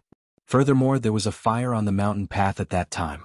The faces were burned like that, so it was impossible to say anything wrong." The slightly older scholar still didn't say anything. The person who spoke was He Zongwei's distant cousin. This person had only begun to work for He Zongwei in recent years. He handled matters cautiously and was already He Zongwei's trusted aide. Thus, he had been sent to investigate this major matter. His words were also relatively direct. During the Jingdo Rebellion, the North Expedition Army happened to surround the mountain. At least a few thousand people died in that battle. It would not be difficult for the Overwatch Council to secretly do something and move 2 bodies. He Zongwei lowered his head and furrowed his brows as he calculated. Even if there was a fire on the mountain path, what about on the summit? Although the battle between the Grandmasters was powerful, not many people died in front of the ancient temple. Back then, weren't Ren Jingqing and the officials of the Ministry of Rights all alive and well? Why did Wang Qinian die? Did he die at the summit or on the path down the mountain? If his body was not burned, something strange could be found. But 3 years have already passed. The body has long turned to ash. If they say the one buried in the grave is Wang Qinian, they can only accept it as Wang Qinian. The scholar finally opened his mouth. Once he spoke, he went straight to the point. Thus, to investigate what happened a few years ago again would be too difficult. Secondly, we would never be able to find any problems. If you truly want to open a path in this direction, I think it is more important to find Wang Qinian and Gao De alive. He Zongwei sank into silence. Of course, he knew his strategist's opinion was correct. The problem was, if Gao De and Wang Qinian were hiding in Dongyi or Northern Qi and concealing their identities, who would be able to dig out these two living people? You can leave first. He Zongwei raised his head and said to his cousin in an even voice, "This matter involves the face of the court. Be careful." He had already established himself in the center of the court for 3 years and had gathered some power, particularly the emperor, who had secretly given him some help. However, compared to Fan Xian, he was still a long way off. This cousin was the most important person to help He Zongwei carry out the shameful things. It was true that the He household was incorruptible, but if He Zongwei wanted to gain a foothold in the court, he still needed money. He needed to support a large group of subordinates who were loyal to him. That cousin was the person who dealt with this matter. There was only He Zongwei and the elderly strategist left in the study. It appeared rather quiet. After a moment of silence, He Zongwei said, "If we can actually capture Wang Qinian and Gao De alive and bring them back to Jingdo, what do you think will happen?" "Sir Fan Jr. will certainly protect these two people." The strategist lowered his head slightly. And said, "Given the Emperor's personality, if this matter does not become too big, perhaps he will give Sir Fan Jr. face and cover it up." "You mean, even if these two people have committed the crime of deceiving the Emperor will let them go?" A cold light appeared in He Zongwei's eyes as he spoke in an icy voice. A complicated feeling rose in his heart.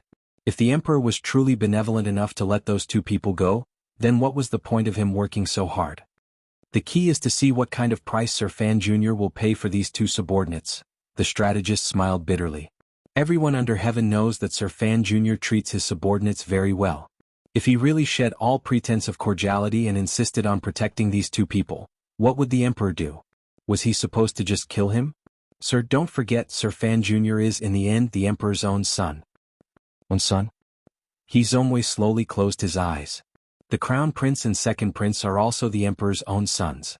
These words are not false. However, the Crown Prince and Second Prince did not help the Emperor take down Dongyi without bloodshed." When the strategist said the words, "Second Prince," his voice trembled. Immediately after, he said in a quiet voice, "To use a piece of territory to exchange for the lives of two subordinates, the Emperor still has this bit of benevolence." "Of course." The strategist glanced at the disappointed He Zongwei and lightly said, "Even if we can't force the Emperor and Sir Fan Jr. to turn against each other, we can at least plant a thorn in the Emperor's heart." He Zongwei shook his head and opened his eyes to look calmly at the strategist in front of him. "Fan Wuxia, you were originally one of the Second Prince's 8 generals. Because of the Second Prince's death, your hair turned white overnight. You have come to join me. Our goals are the same, so you know that if Fan Xian doesn't die, then I will. If you want to avenge the Second Prince, you have to think clearly. One thorn is far from enough." This old strategist, who looked to be over 50 years old, was one of the most capable 8 generals under the Second Prince, Fan Wuxia. Back then, the Second Prince and Fan Xian had a chaotic battle in Jingdo. The 8 generals had all died or been injured. However, Fan Wuxia had long ago seen that Fan Xian's power could not be stopped. After trying to persuade the Second Prince was useless, he had quietly left. Unexpectedly, many years later, after the Second Prince had taken poison and committed suicide, Fan Wuxia had returned to Jingdo and thrown himself under He Zongwei's wing, wholeheartedly seeking revenge for the Second Prince. Fan Wuxia was silent for a long time. He then quietly said, "If you want to make a big deal out of this, then it cannot be done in secret. It must be made known to the entire court. The Emperor is someone who values face the most. At that time, no matter how powerful Sir Fan Jr. is, he will probably not be able to stop the murderous knife in the Emperor's hand.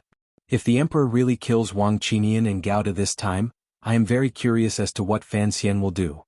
He Zongwei smiled slightly and said, "Other than the Emperor and the internal court, I can't think of anyone else who would be able to find those two people under the cover of the Overwatch Council in this vast sea of people. There is one most important problem." Fan Wuxia calmly looked into He Zongwei's eyes. "If you want to secretly report to the Emperor, you will probably have to take a great risk yourself." "Oh, what do you mean?" He Zongwei did not reveal a trace of panic. He only asked indifferently. "You do not have concrete evidence at hand, only some guesses and analysis. Of course, just based on these guesses and analysis, it should be enough to make the Emperor suspicious." Fan Wuxia glanced at him again and quietly said, The emperor will probably be suspicious of Sir Fan Jr., but he will also be suspicious of you. I am wholeheartedly loyal to the court and the emperor. Why does the emperor suspect me? He Zongwei pressed his lips tightly together and said quietly. The emperor will suspect that you are purposely trying to drive a wedge between him and Sir Fan Jr. He Zongwei was silent for a long time. If the emperor truly becomes suspicious and no longer protects me, what do you think will happen to me? If the emperor doesn't like a person, there are many ways to deal with them.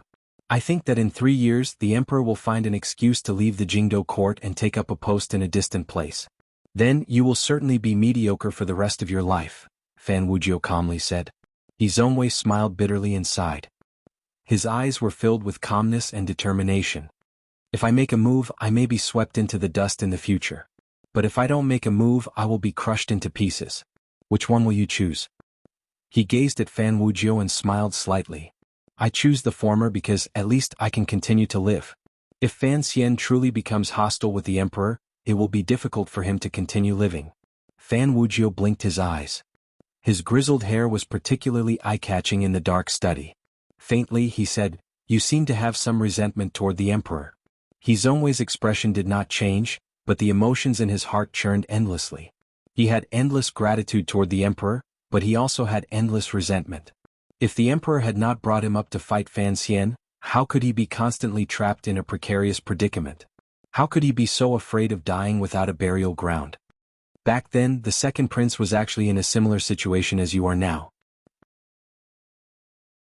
Fan Wujiu smiled slightly darkly and quietly advised. So, you must learn from the second prince's lesson and maintain a loyal heart toward the emperor. If you truly pull out Wang Qinian and Gouda, perhaps the emperor will not suspect you. The one who will be out of luck will be Fan Xian. I have always been loyal to the emperor. He Zongwei calmly replied and lightly swept his gaze over Fan Wujiu. He knew what this person was trying to test. To avenge the death of the second prince, Fan Xian was naturally one of Fan Wujiu's targets. That heartless and cold-blooded emperor could not escape Fan Wujiu's eyes. He Zongwei mockingly said, "A person needs to know where his own abilities lie. Dealing with Fan Xian is almost beyond our abilities. As for those people who are above the clouds, it is best not to even think about them. They will kill you." This is a corrected version. It should have been Fan Wujiu, but I wrote it as Fan Bian. I confused it with Xie Bian. Apologies.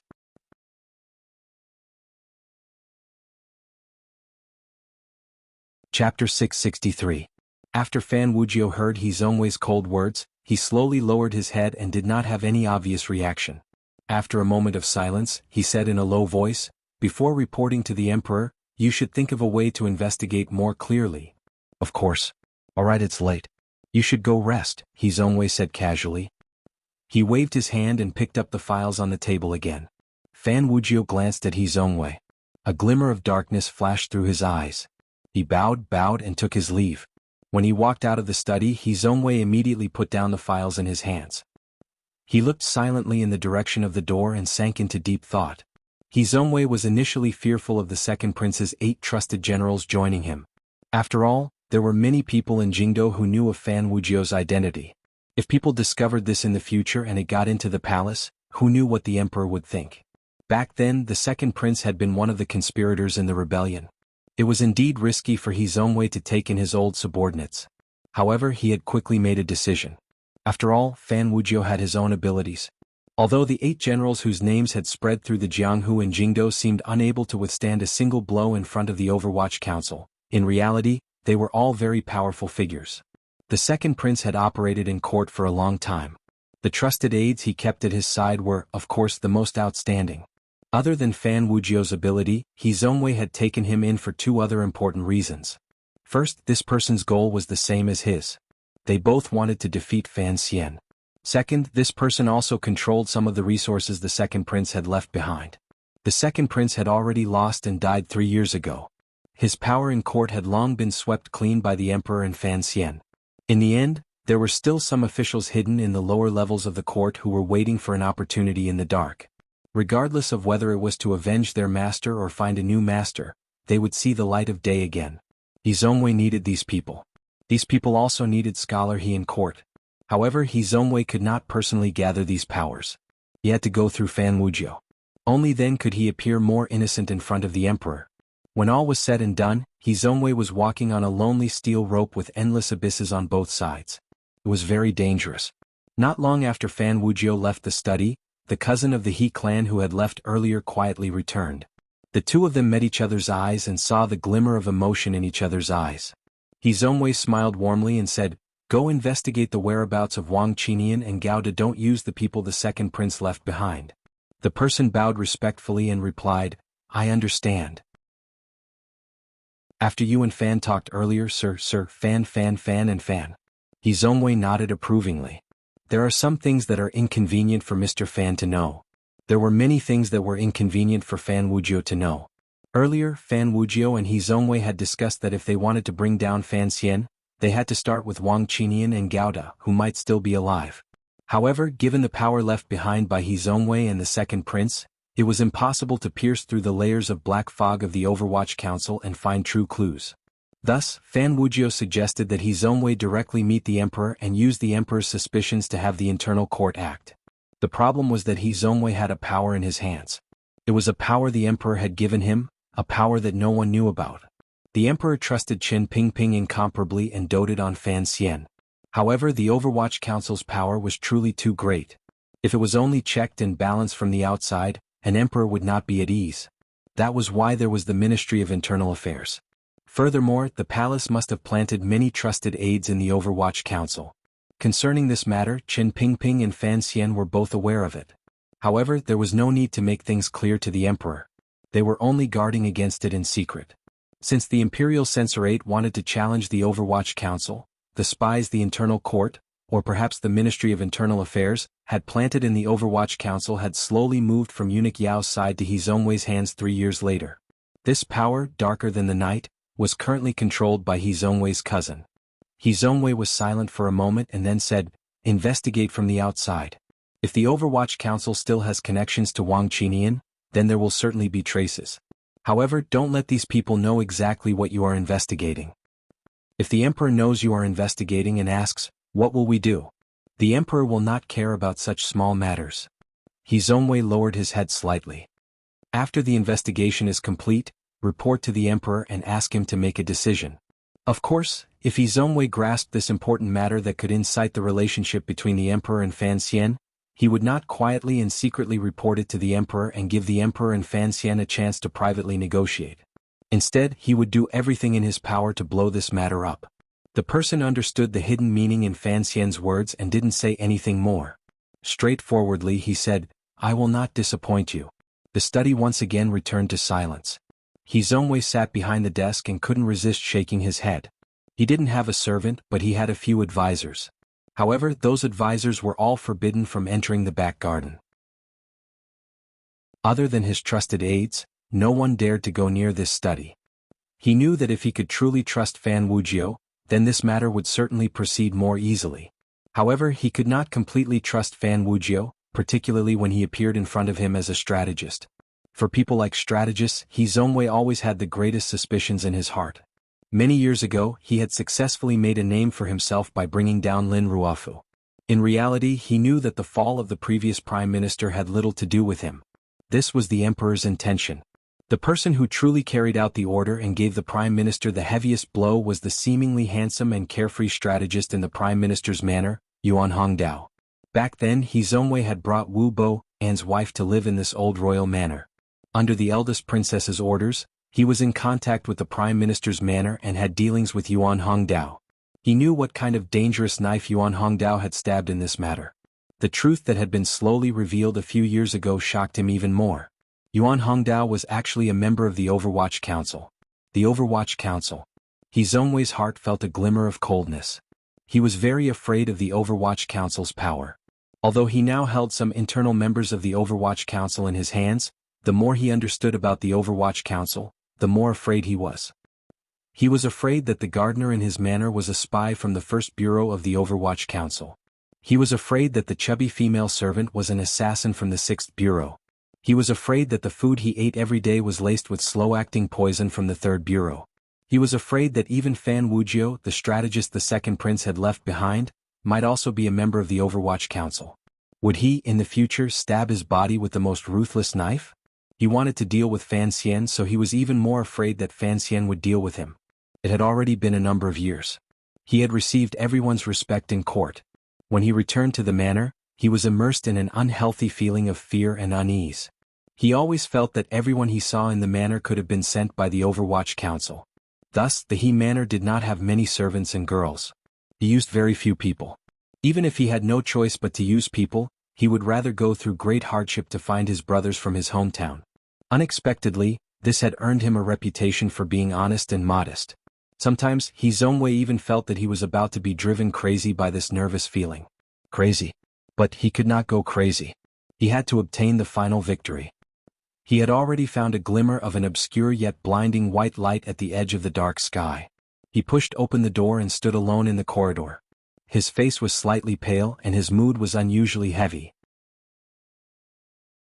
Occasionally he would think of that woman, and a trace of pain would appear in his eyes. No one knew what kind of torment scholar he was suffering in his heart. No one thought he was a person who was about to go crazy. A few days after the birthday banquet in the Sun Manor, the civil and martial officials in court, and even the scholars and common people who had heard some rumors, all knew that Scholar He had lost this battle. He had lost completely. The emperor did not issue an edict. Instead, he had He Zongwei handle the matter of the Jingdo magistrate himself. It was clear he wanted to use this matter to establish Scholar He's authority in court. Unexpectedly, after Fan Xian returned from Dongyi, drank some wine, went to the palace to argue, and took a trip to the Imperial College, he had beaten back Scholar He's extended hand. As for Scholar He's loss of face and failure, no one found it strange. After all, the opponent he faced this time was not an official of the 6 ministries in court or a disciple of the nobility. It was Fan Xian. It was fine if Fan Xian did not take action. As long as he set his mind to do something, he would always be able to do it. This had already become the common understanding of the entire world. It was clear that the emperor did not have any good ideas for this illegitimate child. After all, he was just a mere Jingdo magistrate. The emperor could not truly fall out with his most favored illegitimate child. The old accountant sent by the Ministry of Revenue to check accounts left the Jingdo government wretchedly. The secret investigation by the Ministry of Appointments and the Ministry of Justice was also fortunately brought to a halt under the powerful pressure from the mountain. Although the scholar did not say anything in the Hall of Governmental Affairs, he quietly reminded the officials in front of He Zongwei. Although this sentence was light, it was also very heavy. Jingdo was clear and bright. It had long passed the April Qingming festival. The spring scenery was bright and beautiful. Dressed in casual clothes, Fan Xian sat on a horse. Holding a willow branch, he pointed toward the east and smiled and chatted about something with the officials seeing him off. He had beaten He Zongwei again and gained the upper hand in his argument with the emperor. At least, he ensured that the power on his side would not be weakened too much in a short period of time. Fan Xian was in a good mood. Even though he was about to embark on another journey and go to the medicinal sword hut in Dongyi to suffer, he was still in a good mood. After exchanging pleasantries with the officials seeing him off and accepting a large basket of flattery, as well as the cold and sour words secretly directed at He Zongwei, Fan Xian's expression did not change. He left the pavilion, dismounted from his horse, and continued to hide in his family's black carriage. The surroundings were quiet, but there was another person in the carriage. Yan Bingyun looked at him and suddenly said, "There are already signs of unrest in Dongyi. Do you really not want me to go suppress it? This time I will bring the Black Knights into the city." A faint worry rose between Fan Xian's brows. "The old director will be returning home in a few days. Stay here and watch for me. If you also leave with me, Hu and Jingdo will make decisions for the council." Yan Bingyun acutely saw the worry in his heart. He did not understand but did not ask directly. Instead he said, "He Zongwei has lost a great deal of face this time. Presumably the imperial censorate will be quiet for a long time." "Don't underestimate him," Fan Xian said. "Although these officials said bad things about him in front of me today, if this was a different occasion and in front of He Zongwei, who would dare to say anything loudly? The position of an official is still in the emperor's word. As long as the emperor's favor remains, he will not fall. Furthermore, he is a powerful character." Fan Xian suddenly smiled slightly. And said, "In the past, I always felt that He Zongwei's scale was too small. Unexpectedly he did something unexpected." Yan Bingyun did not smile. Calmly he said, "I found out that Fan Wuxia is in the He Manor.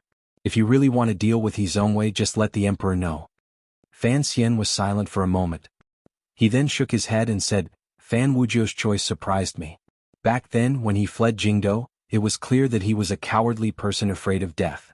Unexpectedly, after the second prince died, he had the courage to return to Jingdo and carry out his so-called plan of revenge. He raised his hand to rub between his brows. Raising his face, he sighed in admiration. Fan Wuzhou's action is very old-fashioned. I admire it very much. Yan Bingyun furrowed his brows and said, I don't believe that you admire He Zongwei very much. I also don't believe that you would let He Zongwei go because of something like old-fashioned. Right now, I have to take care of a major matter. Before the director returns home, you and I shouldn't do anything to prevent variables from happening, Fan Xian said seriously. The tip of Yan Bingyun's heart trembled slightly. There were not many things that could shock him, but from Fan Xian's words he smelled a very dangerous scent. There shouldn't be any problems, Fan Xian said quietly. But there can't be any more incidents in the near future. There can't be any big movements in court. Let's not rush to do anything. What is He Zongwei rushing to do? Yan Bingyun handed a piece of paper to his hand and calmly said, Although I haven't found out, there have been some undercurrents in the council recently. I don't know the reason. Fan Xian sank into deep thought. He was not an immortal and the Overwatch Council was not omnipotent.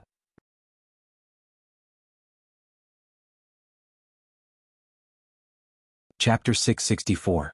10 li out of the capital, the group of carriages stopped for a moment. Yan Bingyun disembarked from the carriage and did not send them off. Watching Sir Yan Jr.'s disappearing figure, Fan Xian smiled warmly. He thought that since the council already had a handle on He Zongwei, Jingdo should be fine. Fan Xian would not look down on He Zongwei. He trusted the emperor's eyesight very much. He knew that He Zongwei certainly had his abilities. However, in front of the Overwatch Council, the scholar's abilities often appeared to be insufficient. Thus, his attitude in dealing with this problem appeared to be relatively relaxed. As for whether or not this relaxation was a sufficiently correct attitude, that would depend on how things developed in the future. Mu Feng rode to the side of the carriage window and thought of the intelligence report he had just received. He felt surprised in his heart. As the temporary leader of the Qinian unit, he knew all of Sir Fan Jr.'s shady and private matters. However, the matter mentioned in this intelligence report was something that even he had never come into contact with. What exactly was it that made Sir Fan Jr. so cautious? Mu Feng swallowed and moistened his dry throat. Lowering his voice he said, A reply from Yu Chang. Mu Feng had no idea what Yu Chang referred to. During these 2 years Sir Fan Jr. and Yu Chang had exchanged 3 letters. Not only did these 3 letters go through the council's highest-level mail route, but the people who delivered the letters along the way were all core members of the Qinian unit. However, even these core members did not know who the letter had ended up in. Where was Yu Chang? What did Yu Chang refer to? Mu Feng had endless questions in his heart. Since the commissioner did not say, he could not guess. He did not dare to guess. Fan Xian was just about to put down the curtain on the carriage window. After hearing this news, he smiled and quietly said, Where's the letter? Mu Feng made a whistle. All of the Overwatch Council secret agents and swordsmen beside the carriage spread out. They each controlled the surroundings of the road and the direction of the woodlands. They surrounded the black carriage in which Fan Xian was in. Fan Xian took the letter and glanced at it. He remembered the words clearly. The words on the letter were all very common, and the meaning put together was also very common. But only the writer and the receiver knew the true meaning. He suddenly felt an itch at the top of his ear. He couldn't help but scratch it. Closing his palm, he crushed the entire letter into a snowflake. This was a method he had long gotten used to. He had once seen it. The emperor seemed to have this habit as well. Perhaps those who had learned the tyrannical true qi all had too much true qi and used it as a human shredder. These rather absurd and cute thoughts suddenly appeared in Fan Xian's mind. A faint and quiet smile rose to his face. It was clear that he was in a good mood. Mu Feng didn't know why he was in a good mood and asked hesitantly, Sir, should we continue along the same path? No. Fan Xian restrained his expression and said seriously, Go to Dongyi on your own. I will meet you outside the city. Mu Feng was slightly startled and didn't dare to accept the order. The director had strict orders to not allow you to move alone again. I am now the director. Fan Xian looked at him with a smile. Mu Feng was slightly embarrassed. Only now did he remember that before they left the capital, the emperor had already issued a decree to the world. Sir Fan Jr. had officially taken over Director Chen's position and became the second director of the Overwatch Council of the Qin Kingdom. He was no longer the commissioner of the past. The black carriages gradually left. Fan Xian stood in the woods and looked at his loyal subordinates. He thought to himself that he was responsible for too many people's lives. Perhaps this was a very headache-inducing matter. South of Jingdo was Weizhou. The city by the Wei River was radiated by the splendor of Jingdo. It was also a place that high officials, nobles and wealthy merchants had to pass through on their way to Jiangnan. Although the city was not large, it still appeared particularly prosperous. Wherever it was prosperous, there were bound to be brothels and gambling dens. Thus Weizhou without exception had opened a Baoyue brothel. Far away from Baoyue brothel was Weizhou's largest and most extravagant gambling den, the 1,000-gold pavilion. Speaking of the 1,000-gold pavilion, it was easy for people to think of it as a brothel. Fan Xian, who was disguised as a merchant, raised his head and looked at the 3 large words on the 1,000-gold pavilion signboard. He couldn't help but laugh. The gambling den had long since become a boiling cauldron of voices. Even though there was a large ventilation fan produced by the palace treasury that was constantly being used by the coolies, the smell of people mingled with the smell of perfume and alcohol. It was still a little unpleasant and Fan Xian couldn't help but cover his nose. Looking around, he confirmed that the person he was looking for was definitely not waiting for him on the first floor, so he walked up to the second floor. Unexpectedly, at the entrance of the second floor, he was stopped by 2 people who seemed to be in charge of the building. Fan Xian was slightly surprised, but he immediately understood what had happened. He couldn't help but laugh at himself. With Fan Xian's status, of course, no one in this world would dare to stop him. He was used to this, so he walked directly up the stairs without any disguise. He didn't expect that today he was just an ordinary merchant. The second floor of the 1,000-gold pavilion was the place where one could truly spend a lot of money. The people who came here to play were all wealthy and respectable. Even if there were occasional disputes, they all had a sense of propriety, so they had a good reputation. However, such a place always required a threshold, and Fan Xian's current appearance clearly did not allow him to cross that threshold. "Sir, if you are in the mood, why don't you stay downstairs and have some fun?" Although the steward did not give Fan Xian any face by stopping him at the entrance, his tone was still rather gentle. It could be seen that the management of the 1,000-gold pavilion was good. Fan Xian smiled and said, "I'm here to look for a friend." The steward was slightly surprised. After a moment's deliberation, he softly asked, "May I know the surname of the friend you are looking for? If there is an urgent matter, we can report it on your behalf." "My friend's surname is Guan." Hearing the word Guan, the steward's expression immediately changed. He immediately bowed slightly, but was extremely careful not to attract the attention of the gamblers on the first floor. He extended a hand and very respectfully led Fan Xian to the second floor, placing him in a very unique room. He then lowered his voice and said, "Sir, please wait a moment." Fan Xian sat in the room. It didn't take long before he heard the sound of hurried footsteps coming from outside. A charming young woman walked in with a slightly nervous expression. The steward also walked in with the young woman. He reported, "It is this sir who is looking for a friend with the surname Guan. Go out. You know what to do." The young woman bowed slightly to Fan Xian with extreme respect, then spoke to the steward. The steward made a sound of acknowledgement and pushed open the door. However, he still could not suppress the shock in his heart. There was actually someone in this world who could make Big Sister Guan so afraid. He wondered who this merchant-looking person was. There was only Fan Xian and the young woman left in the room. The young woman immediately began to bow again and knelt in front of Fan Xian. Very respectfully she said, "Subordinate Guan Wumei greets the commissioner." Because she was missing an arm, Guan Wumei's kneeling was not steady. Because of the fear that had never faded in her heart, her voice trembled slightly. Fan Xian looked at her and sighed in his heart. One of this woman's arms had been cut off by his hand. No wonder she was so afraid of him. Nearly 5 years had passed since Fan Xian's first trip to Jiangnan. Xia Qifei had once again taken back the Ming family, and this cousin of Xia Qifei, a famous female bandit in Jiangnan, had successfully inherited the Jiangnan water bandits. With the powerful support of the new Ming family, in addition to the secret assistance of the Overwatch Council, Guan Wumei had established a high position on the Jianghu without much effort. It was still the same old saying. The Jianghu was only a part of the country.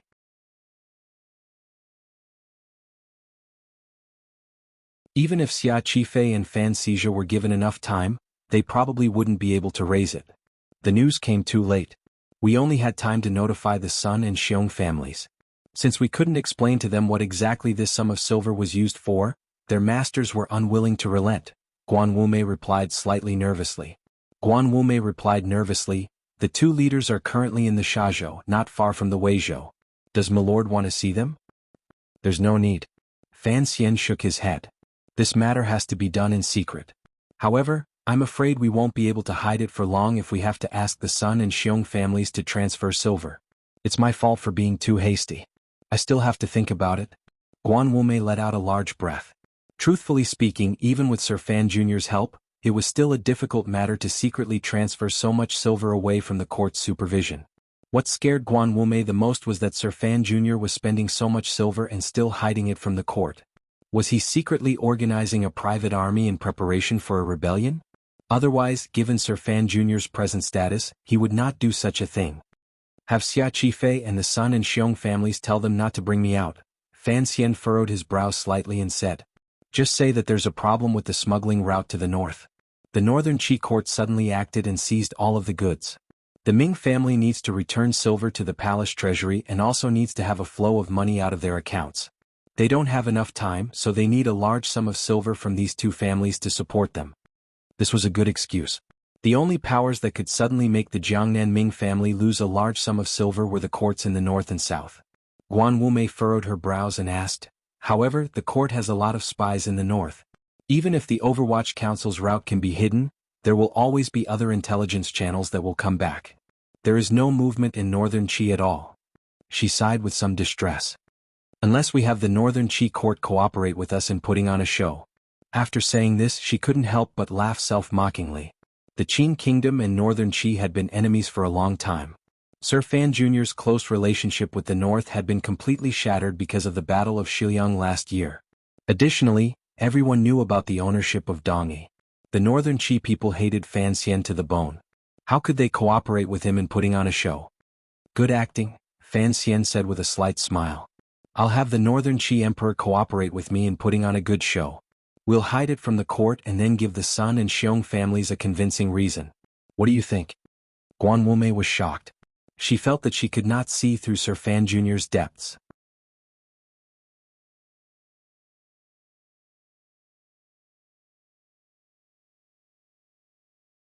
Chapter 665. Fan Xian furrowed his brows. He looked at the person in the shadows and hesitated for a moment before opening his mouth to ask, why are you so happy? Although we don't see each other often, I'm still not used to it.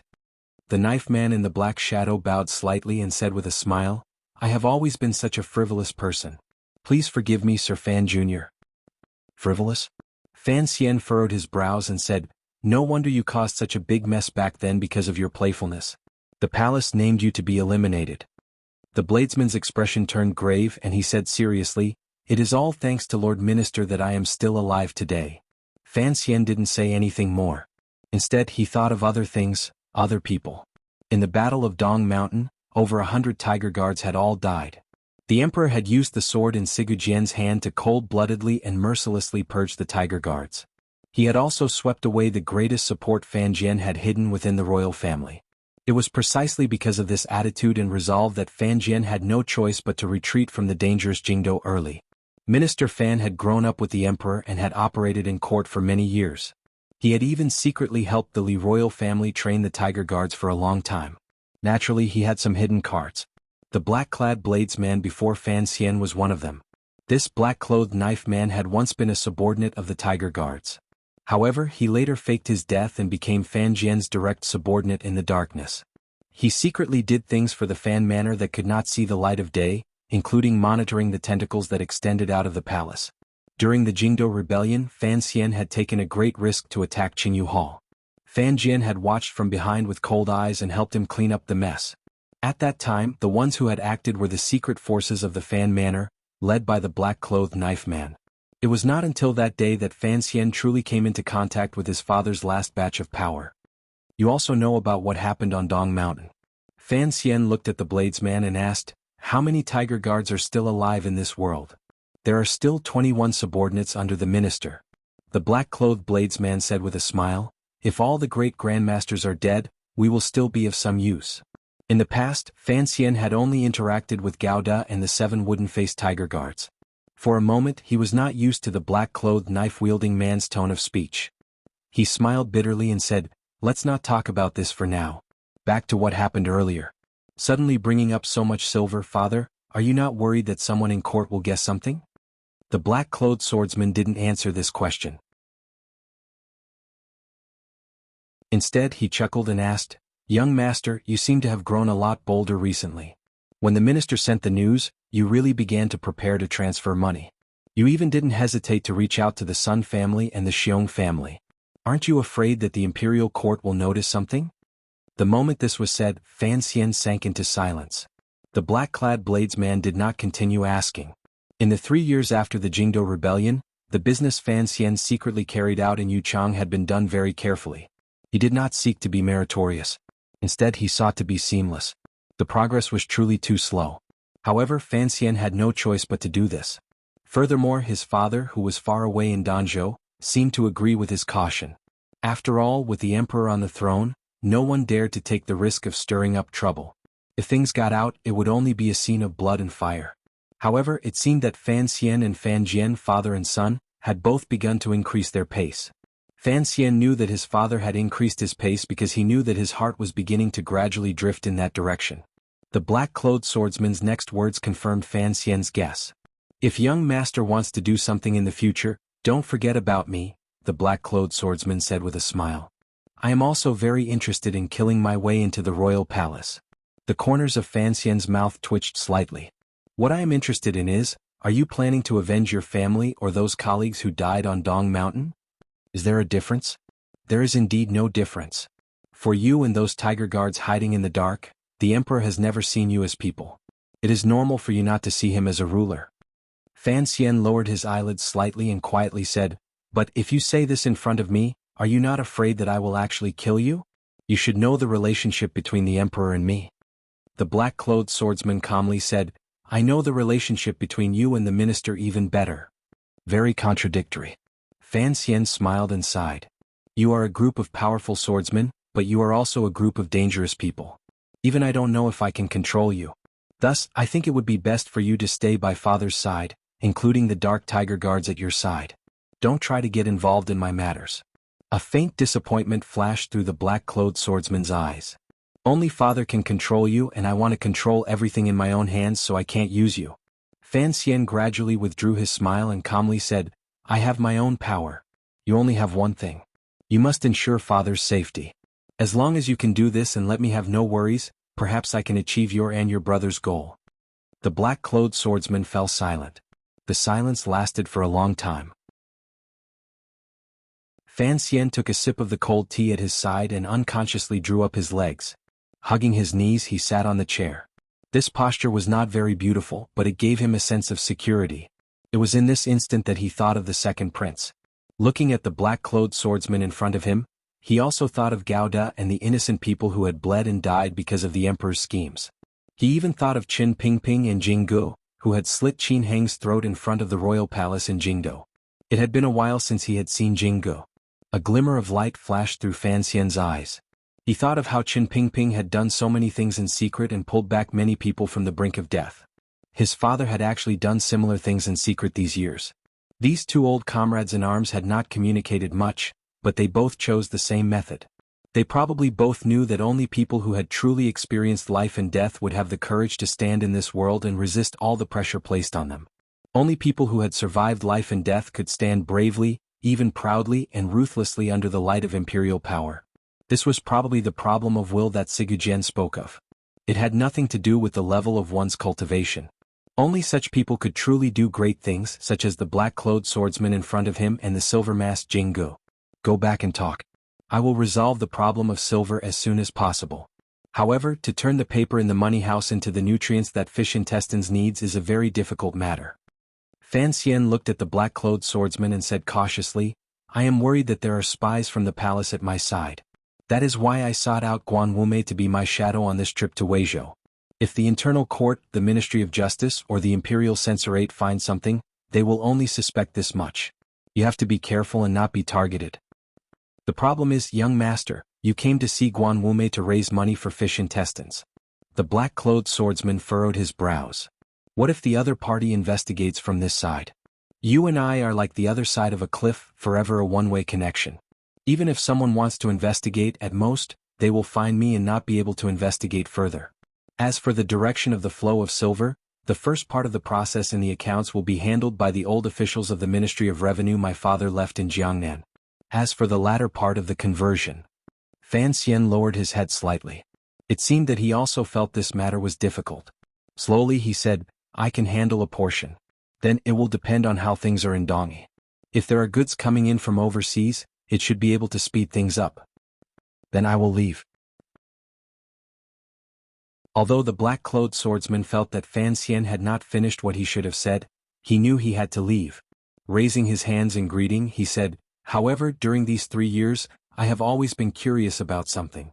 Fan Xian raised his eyes to look at him and smiled. What is it? Why is it called fish intestines?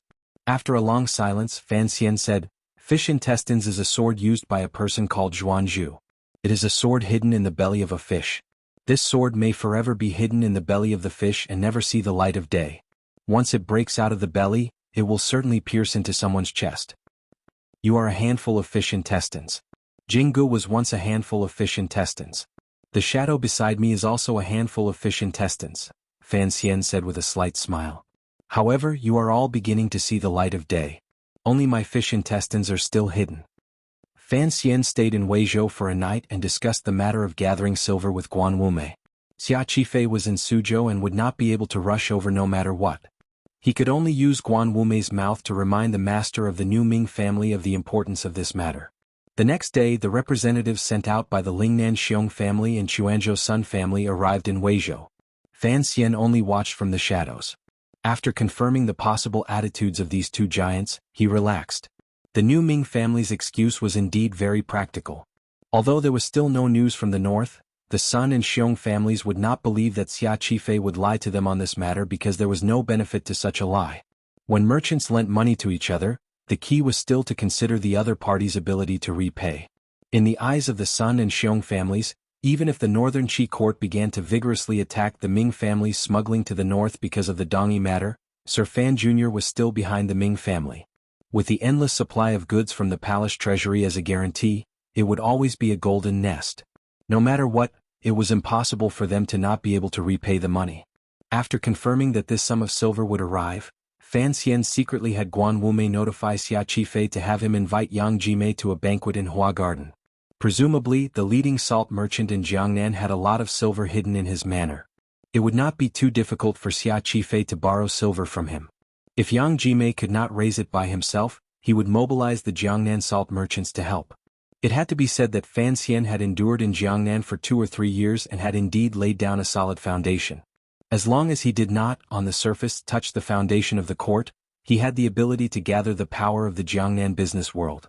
This power was truly astonishing. To be able to raise so much silver in such a short time was not something anyone could do. These matters took up an entire day for Fan Xian. At dusk, he left Weizhou and disappeared into the color of blood. From that day onwards, not only did his subordinates in Jiangnan not know where he had gone, even his trusted aides in the Overwatch Council and Qinian unit had completely lost track of him. A young 9th-level ace who had immersed himself in the Overwatch Council for a lifetime purposely put on a disguise and went on the road. He had the ability to avoid everyone's gaze. Just like this, Fan Xian disappeared.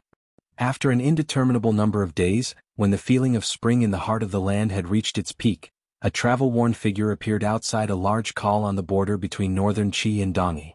This place was very remote, but the traffic was not behind because this was a transfer point on an old trade route many years ago. However, it had been abandoned for a long time and had long disappeared from the map.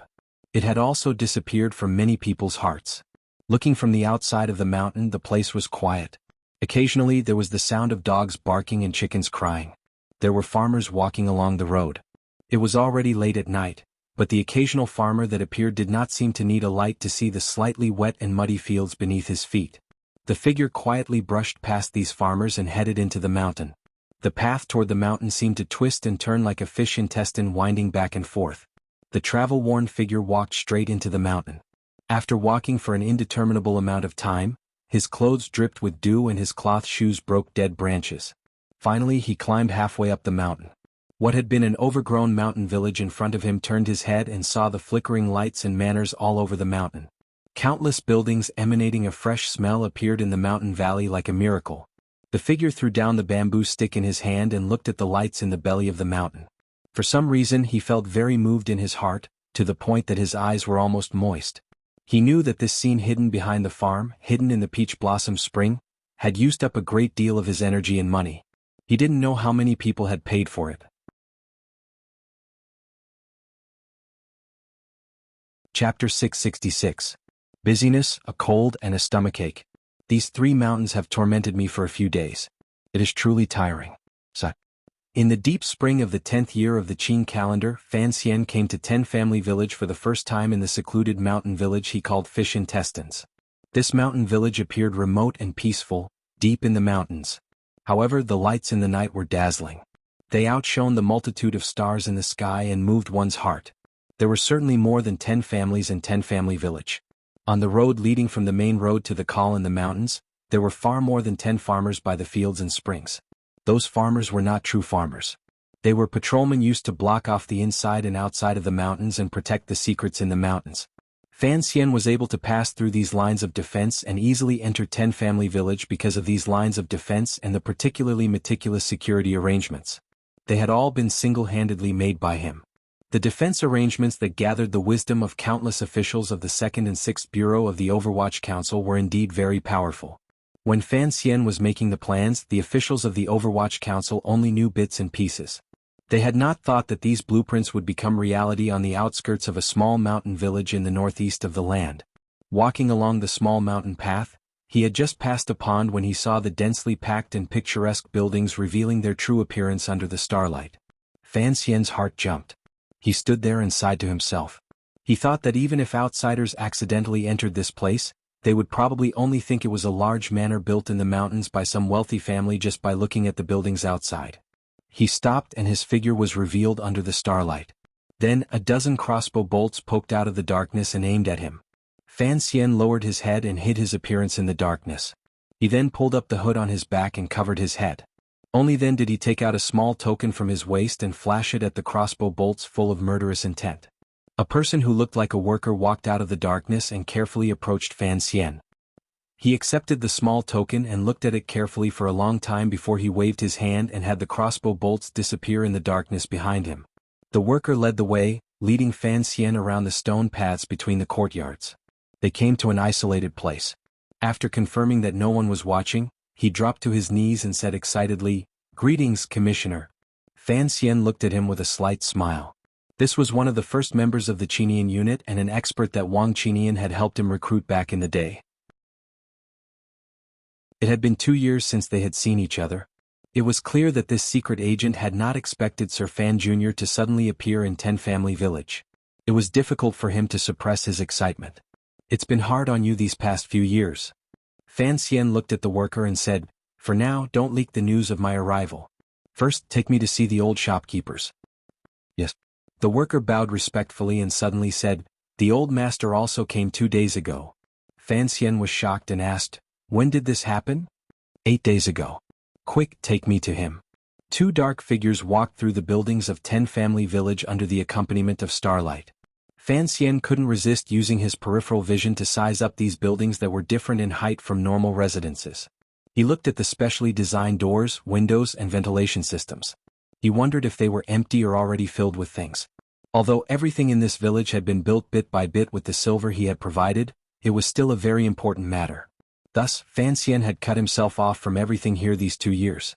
Even his most loyal subordinates in Jiangnan did not know that he had hidden such a village in a certain corner of the land. This was also Fan Xian's first time coming here personally. Other than feeling moved and sentimental, he also couldn't help but be curious.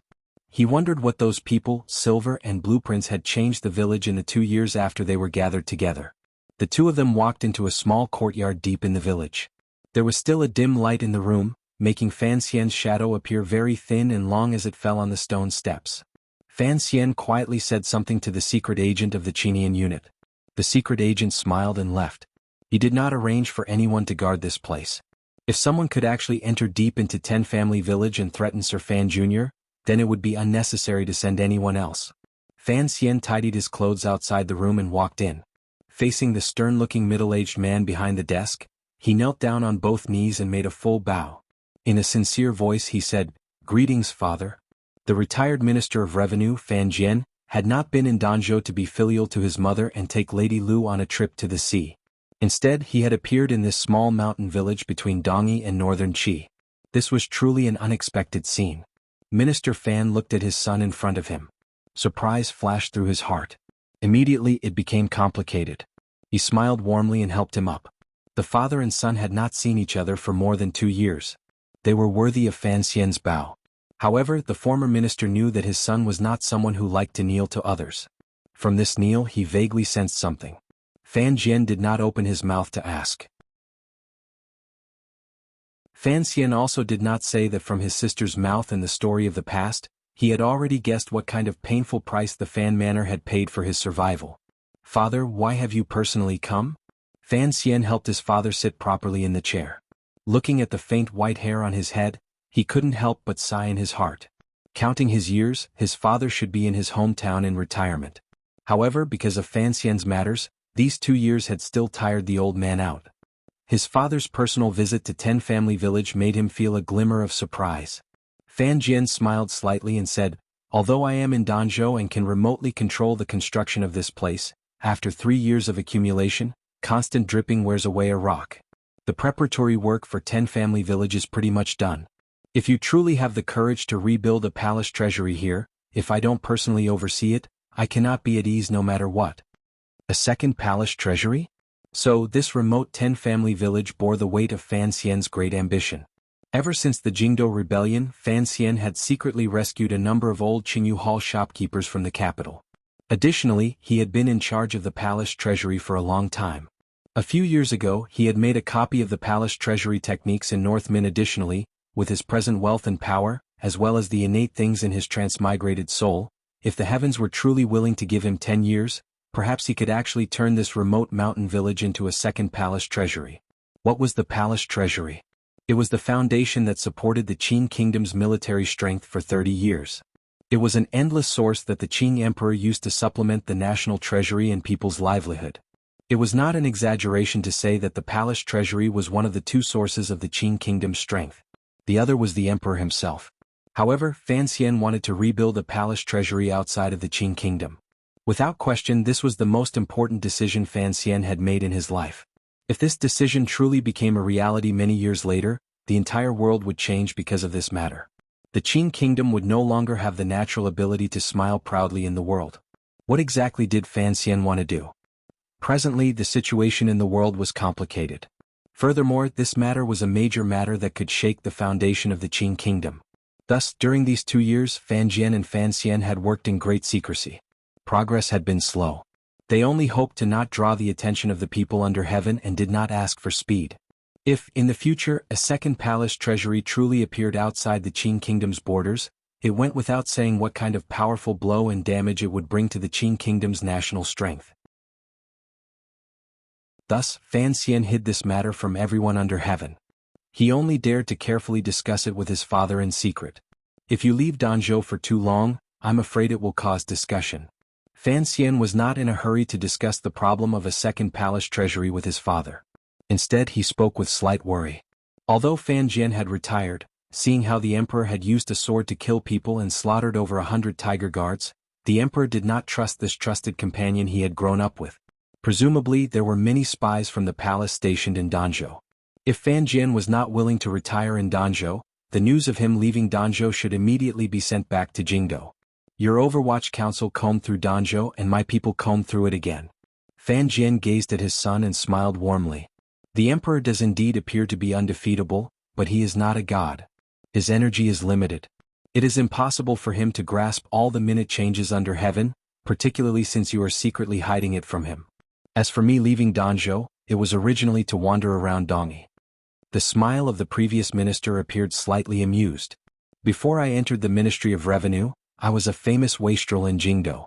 Now that I have retired and returned to my hometown, it is natural for me to go to a prosperous place like Dongyi to paint some beauties.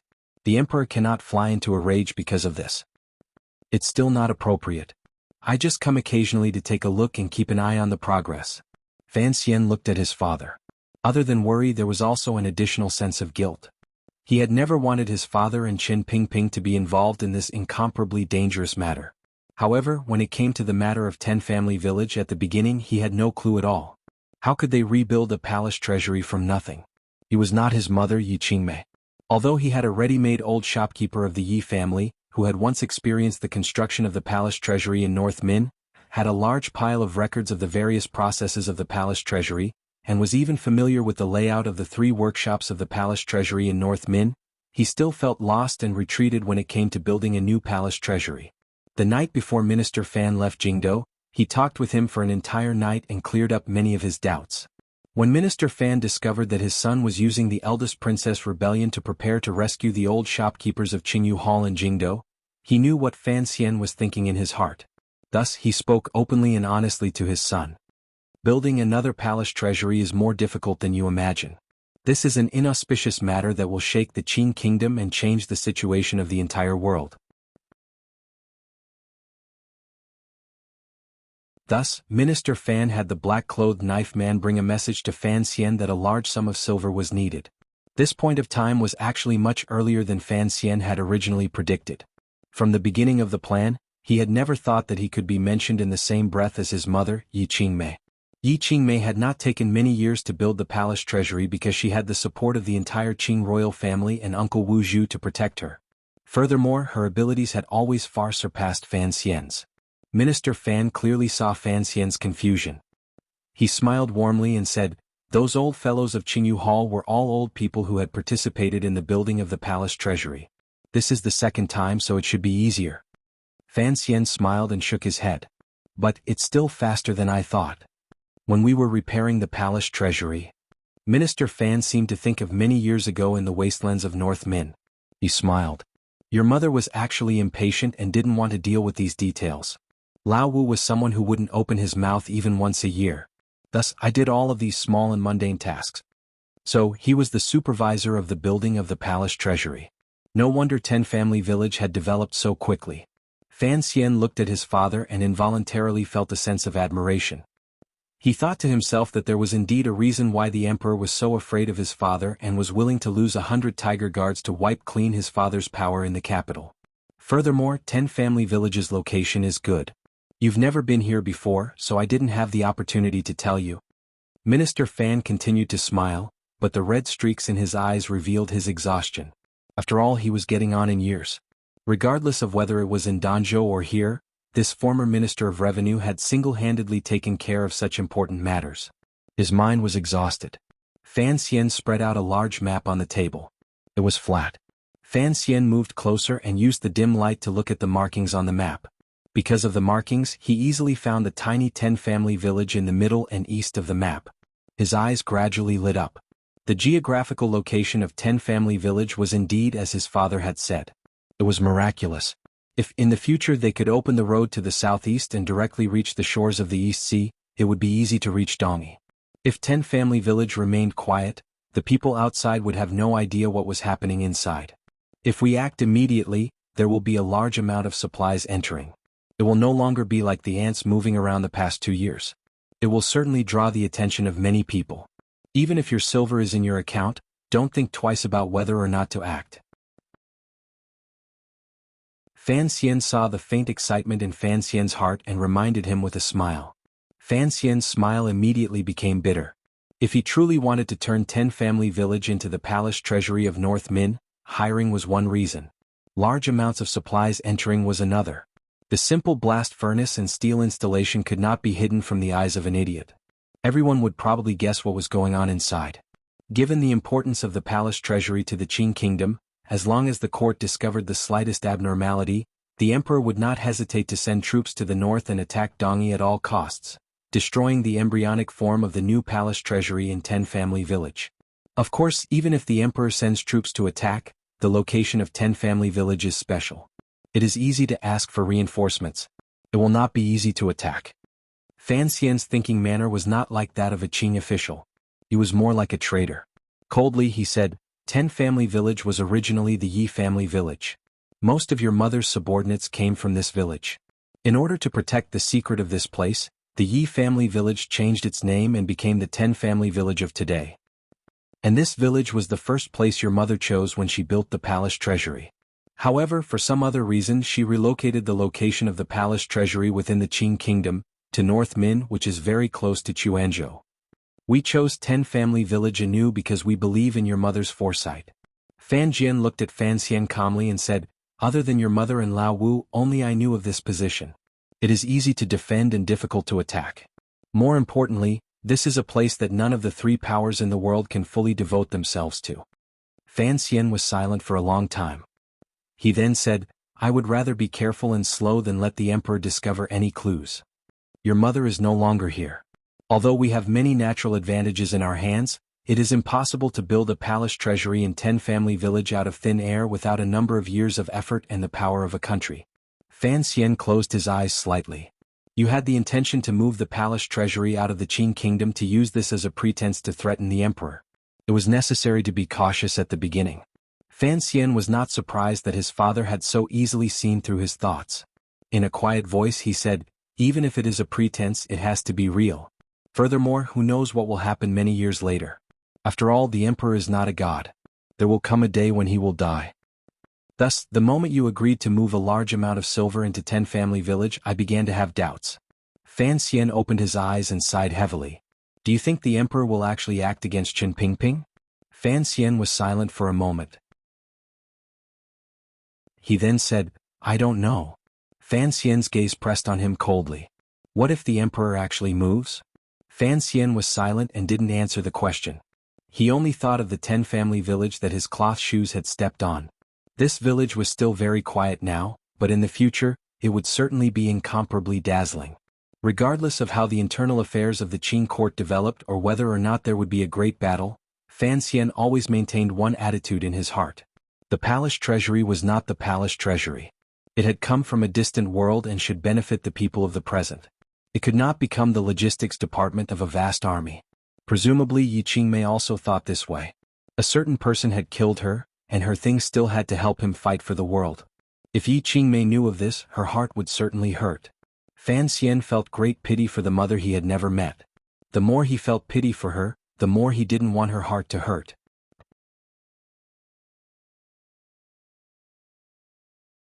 Chapter 667.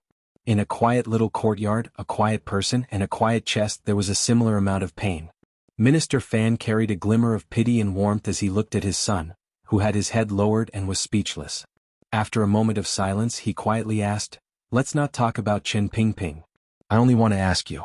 From the moment you decided to personally step into 10 family village, presumably you already knew about the matter from many years ago. Regarding that matter, how are you going to deal with it?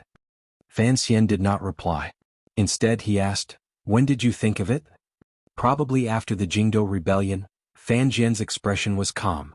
Fan Jian's expression was calm as he said in a gentle voice, even if I wanted to, I didn't want to think about it in that direction. In the end, the emperor is the emperor and I am his official. I started thinking in that direction a long time ago, Fan Xian said bitterly. At that time I had already guessed my past, but I didn't have a shred of good feelings toward the emperor. So, when I thought in that direction I could accept it emotionally. But he let out a slow breath and said in a slightly raspy voice, later the emperor treated me better and better. I was less and less willing to think in that direction, even though I knew long ago that other than him, no one in this world could banish Yi Qingmei from this world. But I didn't want to think in that direction. Fan Xian's brows were furrowed tightly. For the first time I felt confused. In the past, I had once told you that I would not allow anyone to control me. My will was strong enough and would never be disturbed by external things. However, on this matter, I was truly beginning to feel confused. He raised his head and glanced at his father helplessly. If you were in my position, what would you do? Concerning this question, Fan Xian had actually thought about it clearly on the banks of the Lujing River in Jingdou by the side of the grave. However, Fan Jian should have the power and right to speak on this matter. Thus, Fan Xian had come to 10 family village, to Qin Kingdom's fish intestine, and quietly listened to his father's instructions. Fan Jian was silent for a long time. He then looked at him and asked, you have to ask your heart how you really think of the emperor. That depends on how he thinks of me. Fan Xian followed these words very quickly.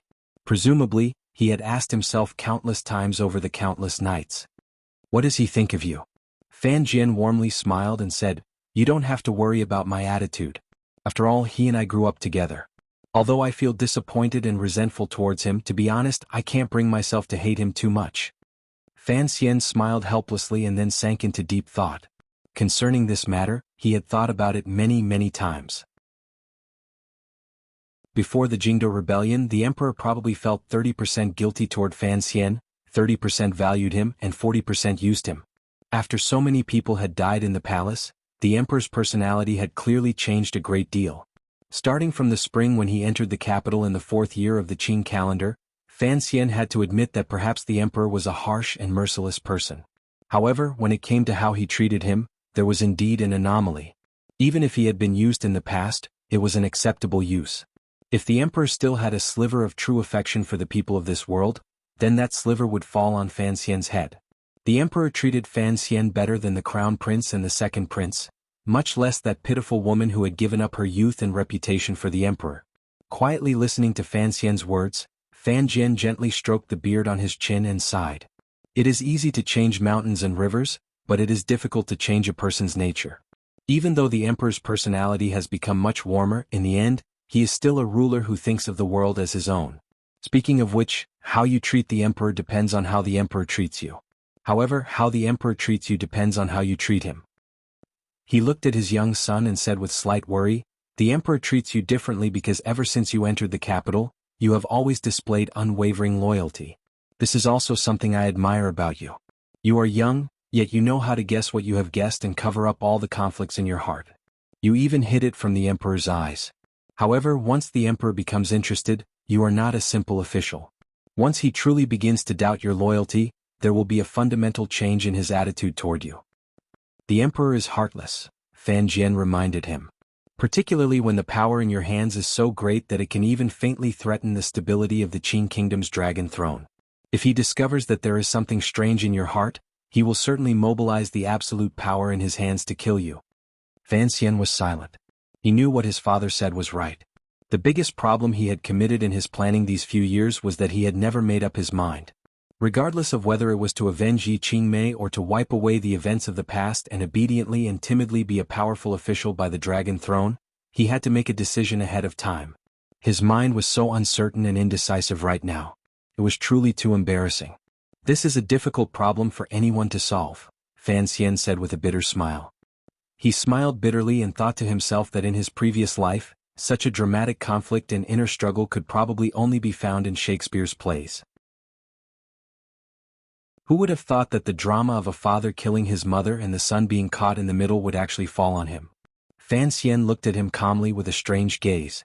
A moment later he said, actually, after Qin Pingping confirmed that matter and I guessed it, he and I also considered your problem. However, we truly did not think that it was a problem that was difficult to resolve. Fan Xian didn't quite understand these words. Fan Xian looked at him. His gaze grew gentler and gentler. He sighed and said, and Ji, you truly are an extraordinary person. I had thought that you had never seen your birth mother and had grown up under the emperor's protection. The emperor had treated you very well. Logically speaking, you shouldn't have any deep feelings for Xiao Yezi. Given the affection the emperor had for you, even if you knew about the tragedy of the past, you probably wouldn't be able to summon up the thought of revenge against the emperor for your birth mother.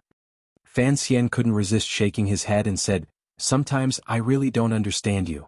Fan Xian had never seen Yi Qingmei in his life. He hadn't grown up healthily under her care. The emperor had treated him well. The hatred of killing my mother is absolutely irreconcilable? Fan Xian said quietly, self-mockingly.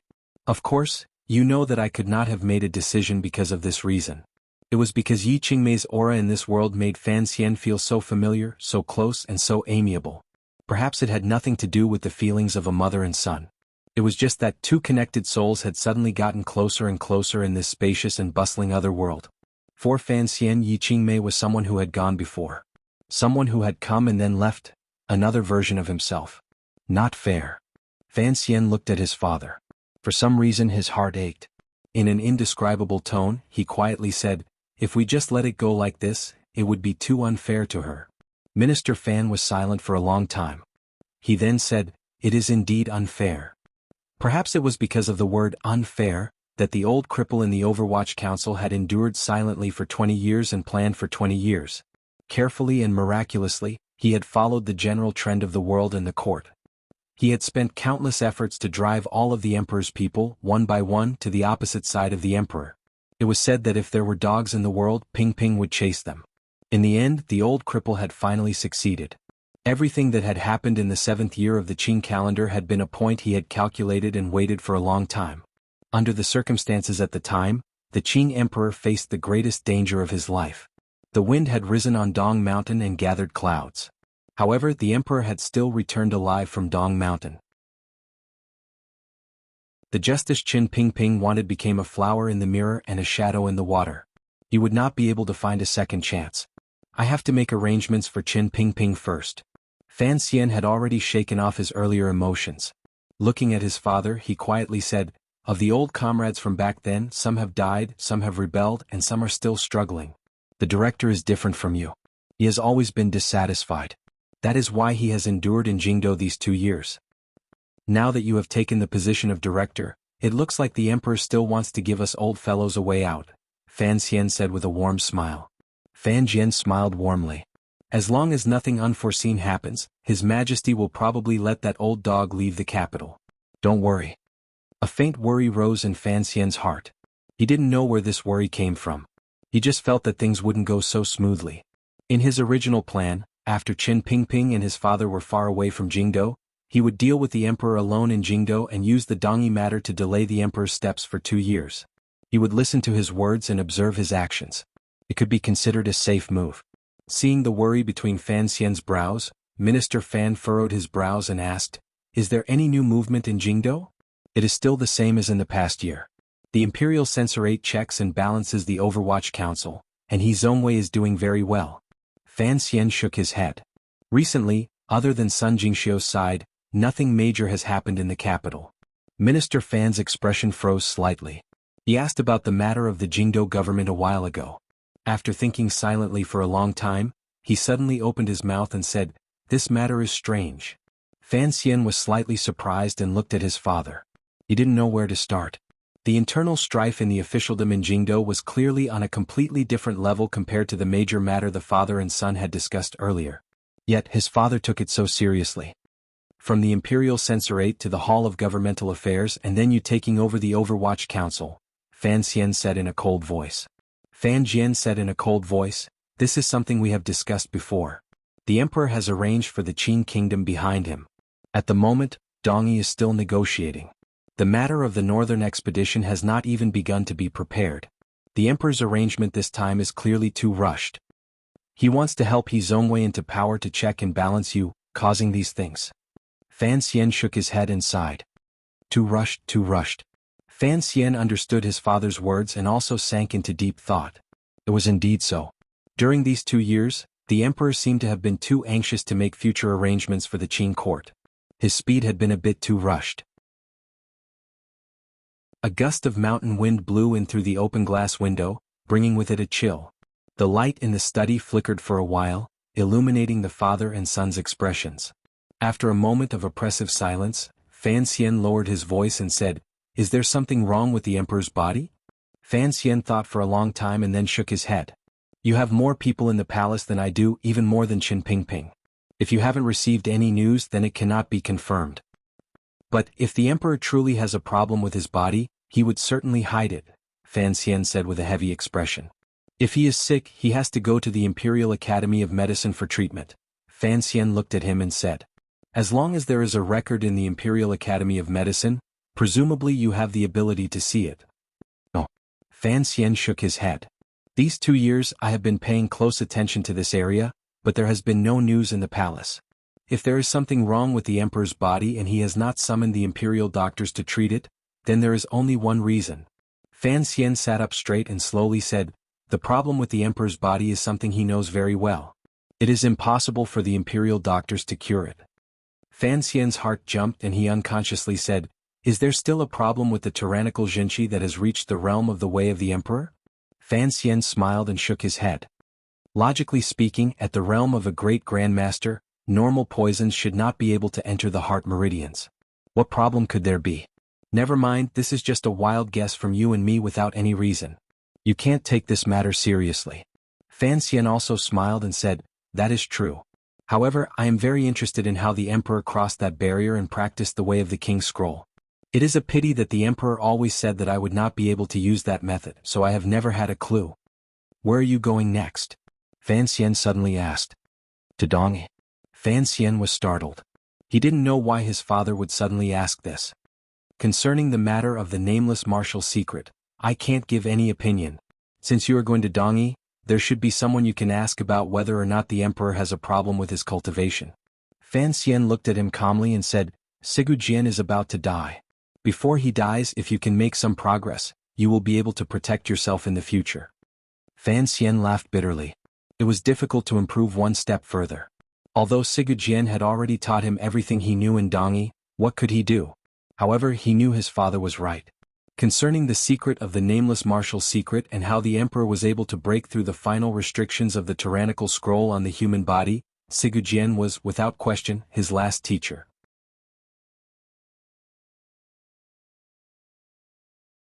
Chapter 668. I haven't been feeling well. Maybe it's because the legendary days have finally arrived. The low tide, the so-called low tide, has finally arrived. I don't know if it's a psychological problem or something else, but I'm under a lot of pressure. I can't extricate myself. I've been sitting there for 4 hours, but my mind is empty. I'm not drunk, I'm not sick, there's nothing. I just can't write anymore. My hands are placed on the keyboard and I start to feel disgusted. This state is very strange.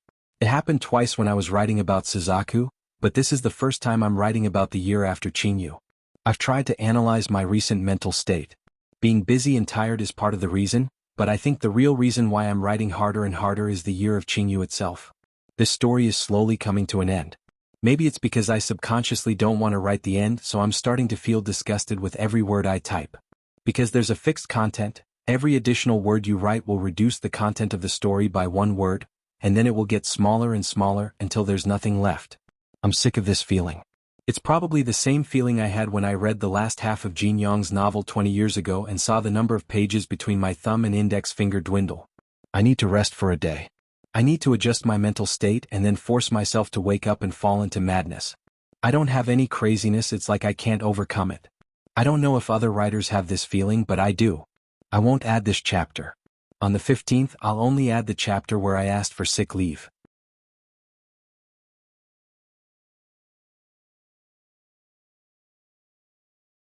Next to another stone well, Minister Fan said a few more words and Fan Xian nodded again.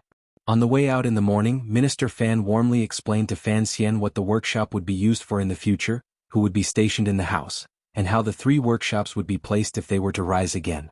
Just like that, they talked and walked. It didn't take long for the father and son to walk along the stone path into the Green Mountain. They only stopped when they reached the side of the mountain next to a flying rock. The father and son turned their heads at the same time to look down the mountain. They saw a streak of golden light penetrating thousands of li from the east. In an instant, it swept away the white mist in the mountain valley, revealing its true appearance. There were countless different kinds of residences arranged in picturesque disorder in the valley, following the direction of the straight path. Between the green walls and black eaves, an occasional old tree peeked out. It was incomparably fresh. In the distance, they could faintly see a few wisps of smoke curling up from kitchen chimneys. Presumably, the people who had woken up early were boiling water and cooking. Fan Xian narrowed his eyes and looked into the mountain valley. He saw the densely packed residences gradually growing farther and farther between the 2 mountains. They stretched out toward the east. He couldn't see the end. Last night, he had only seen the starlight beneath his feet. Now that he had seen its true appearance, he realized that the 10-family village was now such a grand existence.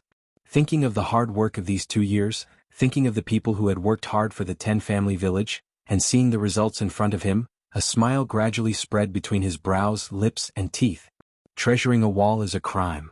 Minister Fan supported his tired waist and smiled as he panted. Right now, it is just a shell. If you actually put the gemstones in and the news gets out, I'm afraid everyone in the world will come to take a bite out of you. Not many people have the power to bite me, Fan Xian replied with a smile. Minister Fan shook his head in disapproval. Although the valley is easy to defend and difficult to attack, how can a mere few thousand people stop the attack of a country's army? Last night father showed me the map. If the emperor were to send out troops to attack, Dongyi and northern Qi in between should have some reaction. Dongyi will soon be part of the Qin kingdom, that is only in name. Without 10 years of effort, it will be difficult for the Qin kingdom to peacefully bring Dongyi into their system. What about Dongyi themselves? Or perhaps the northern Qi people? Minister Fan looked at him with a slight smile. The inheritance your mother left behind has great allure. No one can resist it. This place is already close to northern Qi. How could the northern Qi people let it go? Fan Xian smiled and helped his father sit on a rock halfway up the mountain. After thinking for a moment, he said, I have a way to keep the little emperor in check on northern Qi. Even if she is blinded by the diamonds, I have a way to make her give up on this idea. A second palace treasury has appeared in the world. Do you think the ruler of a country can just give it up if he says so? Minister Fan used an amused gaze to examine his son. Although I don't know where your confidence in the northern Qi emperor comes from, if this matter were to get out, the civil and military officials of northern Qi would certainly be drooling. Even if the little emperor doesn't want to offend you, how could he stop the will of the entire country? Fan Xian stood by his father's side and withdrew his gaze from below. With a pained smile he said, What can I do? This has always been a hot potato. Putting aside the emperor's side for now, even in the future, if I want to protect this place, I need to be strong enough. Alright, we'll do as you say. Putting aside the emperor for now. Minister Fan smiled. The father and son both knew that the greatest danger to Ten Family Village still came from the emperor in Jingdo. Let's talk about the 3 countries. You have to contend with them. How much power do you have right now to protect this place? I have the most 9th level aces in the world under my command. Fan Xian was silent for a moment and then said seriously, More than the emperor. Are you sure Sigurjian is willing to give those people to you? Minister Fan asked. Even if he is willing to give them to you once he dies, how will you control the people in the sword hut? That will depend on how Sigurjian handles it, Fan Xian replied. As for whether to give them or not, I don't think he needs to consider it. This matter has the greatest benefit for Dongyi. Speaking of benefits, I am truly worried about the people of the Qin kingdom. Fan Xian suddenly became gloomy. This is only a supplement, a backup, and a threat. Fan Xian pressed his lips together and quietly said, If we don't have to use it, that would be the best outcome. The white fog in the valley had long dissipated. Being forced by the gradually rising temperature of the ground, it floated upward invisibly.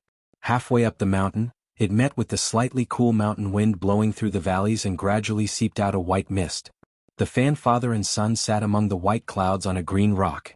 Mist swirled around them. Their sleeves fluttered lightly, making them look like 2 immortals. Not far away on the side of the path leading into the mountain, a farmer was chopping wood. He forcefully suppressed the curiosity in his heart and did not turn his gaze toward the 2 figures in the clouds. Even further away there were a few branches hidden in the darkness. These people were the guards of Ten Family Village, secretly protecting the buildings and people here. Naturally, the existence of these people could not be hidden from Fan Xian. They probably could not be hidden from Minister Fan either. The 2 of them did not want to alarm too many people. They only silently watched the clouds rise and fall around them. They had been silent for a long time. Suddenly, Minister Fan calmly said, For a person to be able to change a world from his bones is something that has never happened in the thousands of years of history. Fan Xian did not reply. He knew what his father was talking about. Your mother was a genius.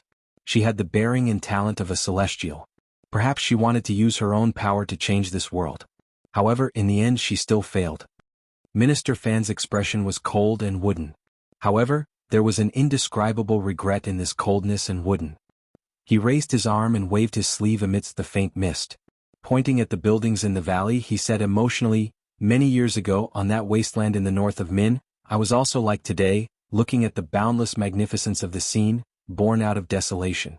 Your mother's mind always had so many strange and wonderful ideas. Not only did she convince the people of the world, she also seemed to have convinced the heavens of the restrictions they gave us. How could one not be moved? Fan Xian listened and was moved slightly. Back then, if your mother had not died, the palace treasury would certainly not be what it is now. Based on her thoughts, the Yi family's business would eventually spread all over the world. Minister Fan sighed. I originally did not approve of your intention to build this 10-family village. Thinking of your mother's wish, I let you do it. In those years, no, these years, I have been thinking about a question. That is, where did your mother come from? What did she want to do in this world? Also, why did she leave? Fan Xian sat down and sat close to his father in silence. Minister Fan's thin face appeared particularly calm in the mountain wind. Us old people have all experienced things from many years ago. We can guess that your mother came from that illusory temple. Wuxia was her guard. The temple has never been involved in worldly affairs. Why would there be such a dreamlike story? Fan Xian hugged his knees with his hands and gently pressed his face against them. He looked at his father from the side and sank into a daze. He knew that his father had once been a famous dissolute scholar in Jingdo. Poetry, literature, calligraphy, and painting were all among the best in the world. It was only later that his companions began to plot for the world that he gave up those spiritual things and threw himself into dry and important matters such as accounts. Halfway up the mountain beside Ten Family Village, Fan Xian, who had already retired from the position of Minister of Revenue in the Qin Kingdom for 3 years, finally returned to the appearance of an artistic youth. However, the youth was approaching old age. If it was truly the Emperor's web back then, why was Wu Zhu moved away? Minister Fan's voice suddenly became sharp. He stared at Fan Xian and said, "In this world there is only one kind of threat that could move Wu Zhu away from your mother's side." Fan Xian muttered, "The temple." Correct. If someone from the temple hadn't descended, Wu Zhu would certainly not have left Jingdo to stop that person, Minister Fan said with narrowed eyes. Minister Fan narrowed his eyes and said, "If all of this was part of the Emperor's plan, how did he know that people from the temple would come? How could he come into contact with the illusory temple?" "You suspect that the Emperor was working with the temple?" Fan Xian sat up straight. His hands left his legs as he looked at his father. Minister Fan lowered his eyelids slightly and said, "These years Chen Pingping and I have guessed. The reason we haven't done anything is because we still respect and fear the temple in our hearts. If the Emperor is truly the person designated by the temple, what can we do? If only Wu Zhu had not lost his memory. He should know the secret of the temple." He looked at Fan Xian warmly and said, "If you are truly going to break off relations with the Emperor, you must make this matter clear. We are all mortals. We are not your mother. It is impossible for mortals to oppose the temple." Fan Xian's expression was calm. Even after hearing about the temple, he still did not feel a glimmer of fear. "Uncle Wu Zhu has already left." "Where did he go?" "He went home, to the temple to have a look." The corners of Fan Xian's lips twitched slightly. Before he left, he said that there was no one left in the temple. "Father, don't worry too much. If the temple truly does not interfere in worldly affairs, then he will not be able to affect me at all." "How many years has Wu Zhu been gone?" "Almost 3 years. He still hasn't returned in 3 years. Minister Fan slowly closed his eyes. "I'm afraid there are some problems." Fan Xian didn't reply. He was also incomparably worried about Uncle Wu Zhu. However, he had never thought of using the worldly affairs of the world to stop Uncle Wu Zhu's journey to find him. Furthermore, from the beginning he knew that the temple hidden in the ice and snow must have played some sort of role in the story from many years ago. Hearing his father's analysis, he was increasingly certain of this point. "Back then Chen Pingping insisted that you send Xiao En back to northern Qi. You should know now why." "Yes, in the world only Xiao En, Ku He and Uncle Wu Zhu know where the temple is. Naturally, Ku He would not say and Uncle Wu Zhu has never remembered." "Only Xiao En knows," Fan Xian replied. "The old director wanted me to know the secret of the temple." With these words, Fan Xian's eyelashes suddenly blinked. Many things from the past and the future were strung together in his heart. He even clearly remembered the conversation he had with the old man in the wheelchair by the pool in the Overwatch Council beside the fish that had sunk to the bottom of the sand. Chen Pingping waved his hand and furrowed his brows. "In the future you have to learn to open up your sights. Don't always stare at a single ministry, a single department, a mere official, a mere Jingdo. You have to learn to stand higher." Fan Xian replied, "Do I have to place my sights on the entire world?" Chen Pingping smiled. "Perhaps it should be higher." Where should one place their sights higher than the world be? Naturally, it was the temple high above the clouds and deep in the cold. Fan Xian's expression changed slightly. Only now did he understand that a long time ago, Chen Pingping had guessed that the temple stood behind the Emperor. That was why he had him send Xiao En back to the north to remind him that the Emperor was not just one person. "Since you understand, it is good. The Emperor himself is already incomparably powerful, but there is still a temple standing behind him." Minister Fan's eyes remained closed. "Thus, I cannot summon any thoughts of rebelling against him. Since you dare, you have to dig up the roots." Fan Xian did not reply. In reality, Uncle Wu Zhu returning home had always been a hidden move in his plan. To deal with the temple, only a great grandmaster and above could do it. Uncle Wu Zhu returned to the temple while Fan Xian stayed in this world to continue his training. Although Wu Zhu thinks there is no one in the temple, Minister Fan furrowed his brows. Who knows? Based on what you said, he has already left for over 2 years, yet there has been no news of him. What if something happened to him there? I don't know either. A feeling of defeat rose in Fan Xian's heart. However, in front of the emperor, he had already experienced too many defeats. It was so many that he was almost numb, so he did not care. In the future, if things do not work out, I will go to the temple to find him. Even if he dies, I will dig up his body from the snow. Fan Xian's heart felt a wave of coldness. Within the coldness, there was a glimmer of heat that could not be extinguished. Resolutely and calmly he said, "This has nothing to do with the Qin kingdom. It is only my business." Uncle Wu Zhu was his closest family. He was an indispensable part of his life. If something happened to Uncle Wu Zhu, even if Fan Xian continued to live, he would not be able to live comfortably. If he could not live comfortably, what was the point of living? Minister Fan looked at him calmly. He knew that the secret regarding the temple was hidden in the depths of this kid's heart. Thinking of how he had been hiding it from him all these years, Minister Fan was not angry. On the contrary, he was happy. There were not many young people in this world with such shrewdness. Probably only young people like this could survive in the struggle against the emperor and live better and better. Things do not work out? Although he admired him in his heart, Minister Fan still said mockingly, "If that day truly comes, do you think the emperor will still let you live on the path to find the temple?" "I don't know." This was the second time Fan Xian had said he didn't know. There were not many unfathomable people in this world, but the emperor was clearly one of them. Fan Xian did not wish to completely break off relations with the man on the throne. Firstly, there was some affection. Secondly, Fan Xian knew that, no matter what, he was no match for the emperor. "I don't know," Fan Xian repeated. Fan Xian repeated, "But to live there are always things that must be done. So what if you lose? Although the emperor is incomparably powerful, if he wants to kill me, it will not be a simple matter." He smiled bitterly and said, "Unless he is willing to leave the royal palace, throw aside state affairs, and chase me all over the world."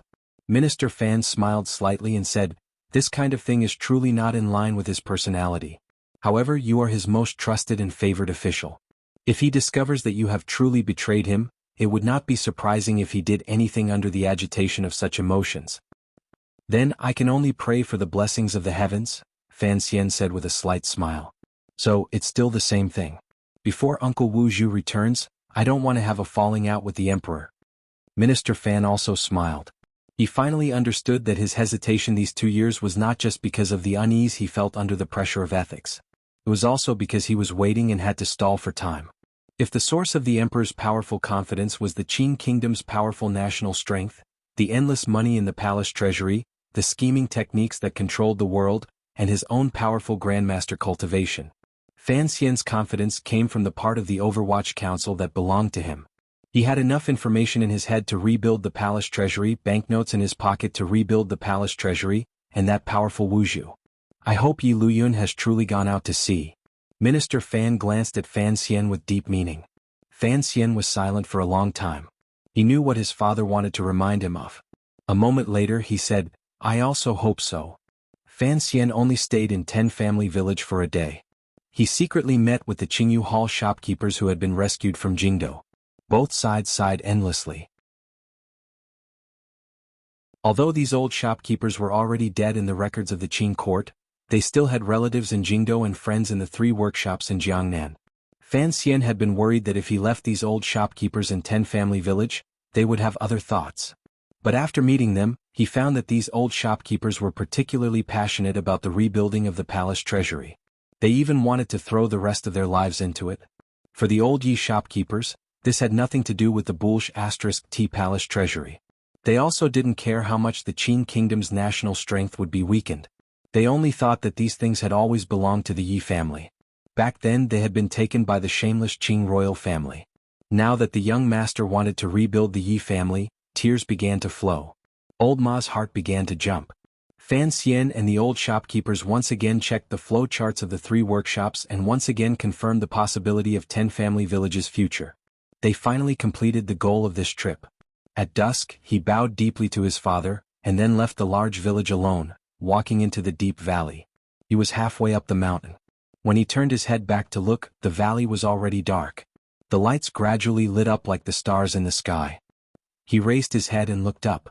The sky was dotted with stars like the lights of the mortal world. The starlight filled the sky. He didn't know whether it was falling from the sky or rising from the ground. It was extremely beautiful.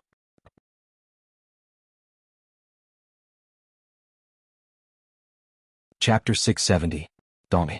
At the foot of the hill outside the city, the wretched yellow grass hut was as quiet as before. There was no sword light, sword wind, or the sound of swords slicing through the air. There was only silence. It was already late spring and close to summer. The blazing sun shone on the ocean to the east of the land, raising endless amounts of water vapor. It plunged all of Dongi into a humid heat. Fortunately, the sea breeze never stopped, so it could slightly relieve the boredom. Ever since the battle at Dong Mountain 3 years ago, the disciples of the Sword Hut had moved their practice area outside. No one dared to disturb the Sword Saint's recovery in the depths of the hut. That was why the hut appeared so quiet. The invisible water vapor that filled the air grew colder as the sun sank. It sank toward the ground and slowly attached itself to the scraps of swords and metal, forming a few water droplets. The setting sun gradually set. A faint red light shone into the depths of the sword hut and into the large pit. It clearly reflected the water droplets on the countless swords. They seeped into the blood-red color, making it look like blood. A few black flies flew in from somewhere and curiously circled the sword pit, making a disgusting buzzing sound. These creatures didn't know what kind of position and reputation this pit, the swords in it, represented. They only instinctively stared at the red water droplets on the swords. They were incomparably confused. Why didn't this blood have a hint of a pleasant fishy smell? The weather was hot, so the natural icy fiendish aura in the sword grave was much fainter. That was why these black flies had enough courage to fly around. However, in the dark room next to the sword grave, there was an icy coldness that was completely different from the outside environment. Perhaps it was because the room had not seen light for a long time, or perhaps it was because the great grandmaster lying on the bed was gradually approaching death, giving off a heart-palpitating coldness. There were no black flies, spiders, or webs in the room. No mosquito dared to bite the person wrapped in the thick blankets. In a corner of the snow-white wall, there was a long-legged mosquito about the size of a fingernail staring fixedly at the person it had bitten. The long-legged mosquito was shivering, its transparent wings stroking its withered body from time to time, reminding itself that it was still alive. Its 2 long legs also seemed particularly weak, and its whole body was suffused with an unhealthy brownish-yellow color, as if it was about to turn into a shell. It didn't fly away because it didn't find anyone in the hut that it could suck blood from. The people in the hut seemed to have some strange magic power. As long as it got close to them, it would be repelled by an invisible barrier and killed.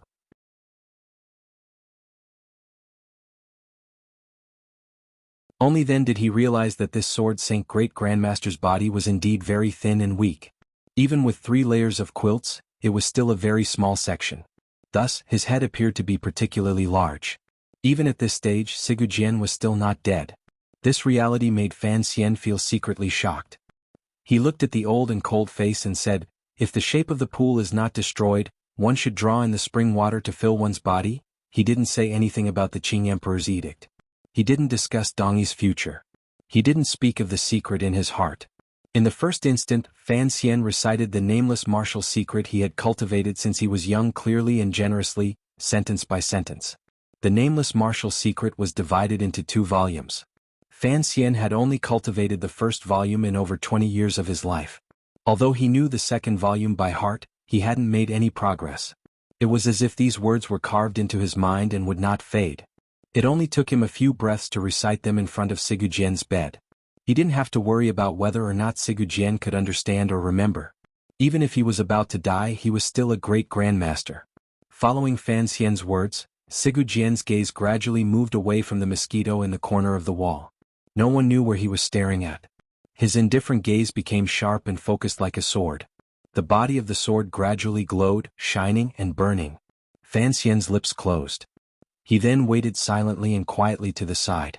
Without needing him to open his mouth to explain, Sigurd could tell from these exquisite sentences and the strange and unusually crude method of circulating qi that the heart he was reciting was the Qing Emperor's tyrannical true secret. Sigurd eyes gradually grew brighter as Fan Xian recited. As Fan Xian closed his mouth, they dimmed. How do I cultivate the second half? Fan Xian asked respectfully with his head lowered. I cannot. Sigurd voice was very weak and raspy, but his answer was very determined. Fan Xian was not disappointed. He continued to calmly ask, but the emperor cultivated the second half. It is the way of the king. The pinnacle of the tyrannical way is the way of the king? Perhaps it was because he had finally learned the secret of the Qing emperor's martial method before he died, but Sigurd spirit was much better than before. His voice gradually became smoother. With slight mockery he said, the tyrannical at the peak is still the tyrannical. Did your emperor really think there could be any substantial change? Reality has already proven this, Fan Xian said with his head lowered. Fan Xian lowered his head and said, the emperor has fixed the second half of the scroll. I want to know how he did it and if it will affect him in any way. Sigurd sank into silence. A slight doubt gradually appeared in his light gaze.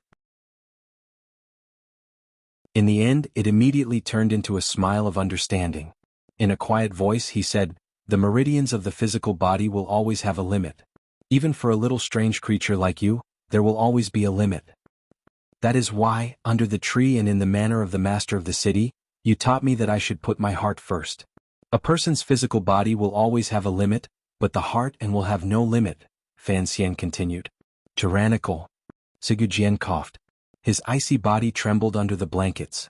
No one knew better than this great grandmaster that no matter how extraordinary a person was, once their vitality was broken and their physical body was destroyed, they were no different from a normal person. If one can truly surpass the limits of the human body. Sigurd slowly closed his eyes and began to play out the scenes on Dong Mountain in his mind. The rain fell on the mountaintop. That finger broke through the rain and landed between Kuhi's brows. In an instant, half the lake's water went in and forcefully burst through Imperial Advisor Kuhi's sea of qi. It was that finger. Sigurd abruptly opened his eyes. His pupils rapidly constricted. In the end, they shrank to a small black dot like the tip of a sword. In a very slow voice he said, one finger to move half the lake. No one can move vital energy so quickly because, at the end of the cultivation of the meridians of the human body, no matter how broad, there are still limits. Fan Xian had not been on the mountain at the time and didn't know what Sigurd was thinking. He didn't quite understand these words. He thought to himself that every person who practiced martial arts and raised their realm revolved around reality and power. The power was the so-called skill. Now he had to add the heart that Sigurd had taught him. However, reality was a person's true cultivation. Regardless of whether it was a normal cultivator's sea of qi and dantian, his own 2 circulations, or the snowy mountains behind his back, one had to have a foundation and then follow the meridians to move. The human body had meridians, so it had to be limited by them. He felt that Sigurd words were nonsense. However, Fan Xian gradually realized what Sigurd was saying. His expression changed slightly. Complicated emotions seeped out of Sigurd cold and serene eyes. In the end, these emotions became a thick sense of mockery. Coupled with the slight wrinkle that he had forced out with difficulty at the corner of his mouth, it appeared harsh and disdainful. A low and strange laugh rang out from Sigurd dry lips. It was particularly ear-piercing. No one knew if he was laughing at the Qing Emperor himself or Fan Xian's overestimation of his own abilities to want to learn the latter half of the nameless martial secret.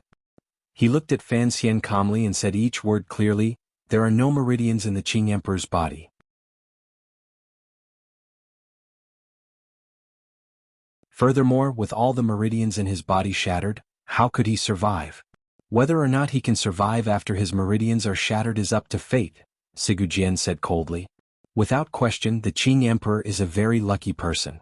Even if he was about to die, Sigurd would not admit that the Qing Emperor was fated. Fan Xian was silent for a long time. He then shook his head. Luck cannot solve problems. My luck was not bad. The first time my meridians were damaged, I did not die. But, I know that if my meridians are completely shattered, I can only become a useless person.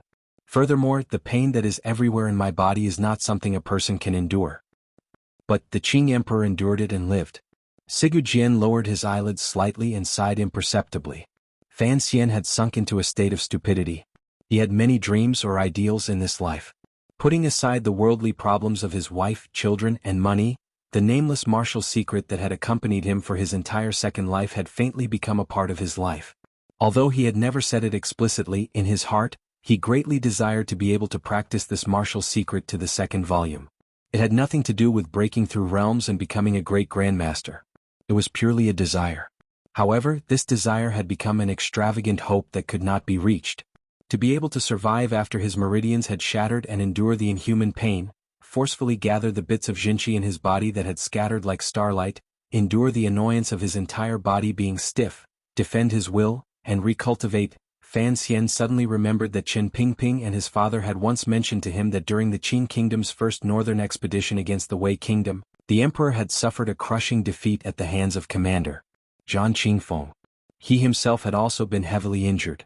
His entire body was stiff, unable to move, and he had almost died. It looked like the emperor's breakthrough in his martial secret had happened on the ever-changing and incomparably dangerous battlefield. Fan Xian couldn't help but sigh. Regardless of what his feelings toward the emperor were, when he thought of the scenes on the battlefield, the torture the middle-aged man had experienced in his body, and the miraculous changes, he still felt a sense of admiration. Other than fate, what else is needed? Fan Xian asked to himself. Perseverance, extraordinary perseverance.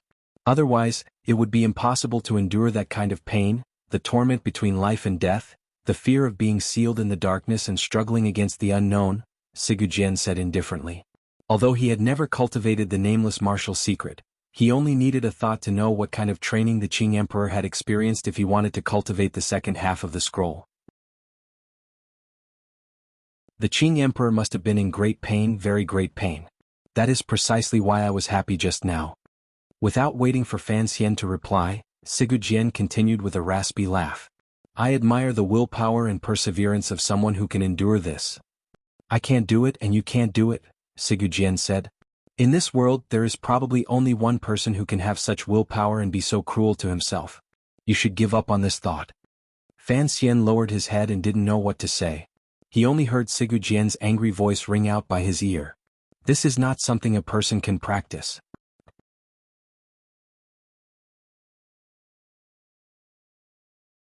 Chapter 671. Just because it was not something people practiced did not mean that those who practiced it were not people. It could only mean that the great emperor of the Qin kingdom had cultivated an incomparably firm and extraordinary heart for the sake of the desire in his heart. Fan Xian sat by Sigurjin's bed and thought of this matter. He couldn't help but feel a slight chill in his heart. He couldn't suppress the feeling of looking up at a tall mountain. Although the mountain was not necessarily beautiful or approachable, it was tall and distant, piercing straight into the white clouds and making one's expression change. He took a deep breath and rubbed the slightly sore corners of his eyes. In a low voice he said, in terms of talent, Haitang is enough. In terms of willpower, 13th Wang is enough. In terms of diligence, I don't think I'm worse than anyone. However, up until now, I still can't see any opportunity for the latecomers to take that step.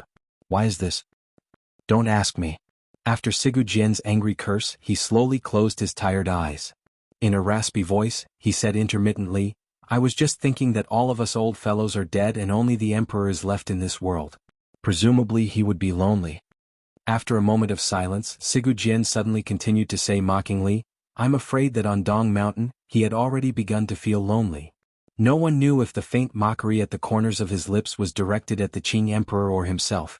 Fan Xian suddenly said very seriously, I want to confirm something. Yilu, has he truly left the land? Sigurjin thought deeply for a long time and then slowly moved his jaw with great difficulty. Fan Xian took a deep breath and then said, if so, then so be it. Sigurjin closed his eyes and said, it looks like you've finally learned something and decided something during this return to the Qin kingdom. Fan Xian was not surprised that this great grandmaster could determine the emotions hidden in his heart from his words and emotions. After all, he was not a true idiot. Smiling slightly, he said, even if it's not raining, you still have to bring an umbrella. It's always good to be prepared. Where's Wuxia? Sigurjin immediately pointed out the essence of the problem. Fan Xian did not directly answer his question. Instead, he asked, what do you know about the temple? With these words, Sigurjin understood Wuxia's whereabouts. A rare peaceful smile rose to his face. The temple? Is just an inanimate object. You don't have to worry too much. Even if your emperor's cultivation method was passed down from the temple, So what? The temple won't personally help him. Fan Xian was not too sure of this. After all, many years ago, it seemed that the temple had heard the Qing Emperor's prayers and sent out an envoy to move Uncle Wu Zhu out of Jingdou. Now that Uncle Wu Zhu had gone far away to the temple, just what kind of result he would obtain in the end seemed to have the most fundamental and far-reaching influence on the situation in the world. Sigu Jian closed his eyes. It was as if he could feel the deep worry and faint fear in the depths of Fan Xian's heart. After a moment of silence he said, "The temple is actually just a temple. It's not a true god." Fan Xian's heart jumped. He asked, "You've been to the temple?" "I'm not a freak like Ku He and Xiaoan. Why would I go to that godforsaken place?" Sigu Jian furrowed his brows. It was clear that the thoughts in his heart did not match the tone of his words. "Besides, I don't know where the temple is. However," he continued, "you have to understand one thing.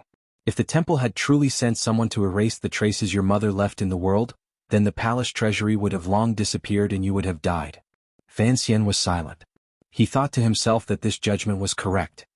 Of course, we can also determine that the temple has indeed sent an envoy to the human world. Sigu Jian suddenly opened his eyes.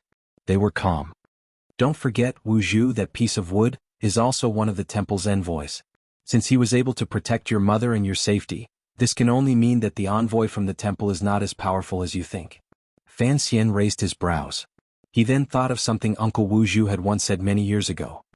"There are not many people left at home." Did this mean that the temple had already fallen and did not have the power to influence the world? Then why did Uncle Wu Zhu want to go back? Of course, if everything was as he guessed, Fan Xian would be happy to accept this kind of situation. After all, facing a mountain-like emperor already made it difficult for him to bear the pressure. Adding on an unfathomable temple from beyond the heavens would truly damage his confidence to the lowest point. Back then you once sent Xiaoan back to northern Qi. Your mother and Wu Zhu were both people from the temple. Don't you want to go back to the temple and see what that mysterious place is like?" Sigu Jian opened his eyes and stared fixedly at Fan Xian. It was as if he wanted to see his true thoughts. It was also like a kind of temptation. Fan Xian listened to these words and then smiled. Looking back at him, he said, "If there is a chance, I would still like to go and see.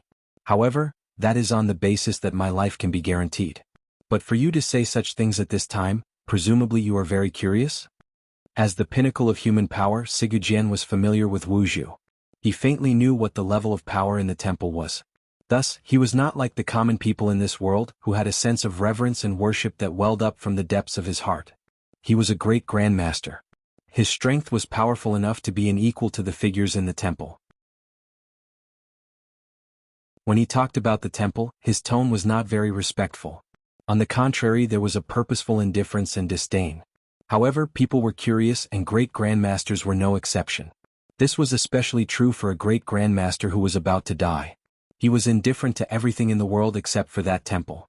He still maintained his curiosity and desire to pry into it. After all, in this world, only Xiaoan and Ku He had been to the temple. Furthermore, these two old men were already dead. Perhaps Yi Qingmei and Wu Zhu came from the temple, but Yi Qingmei was already dead. Wu Zhu was on his way home.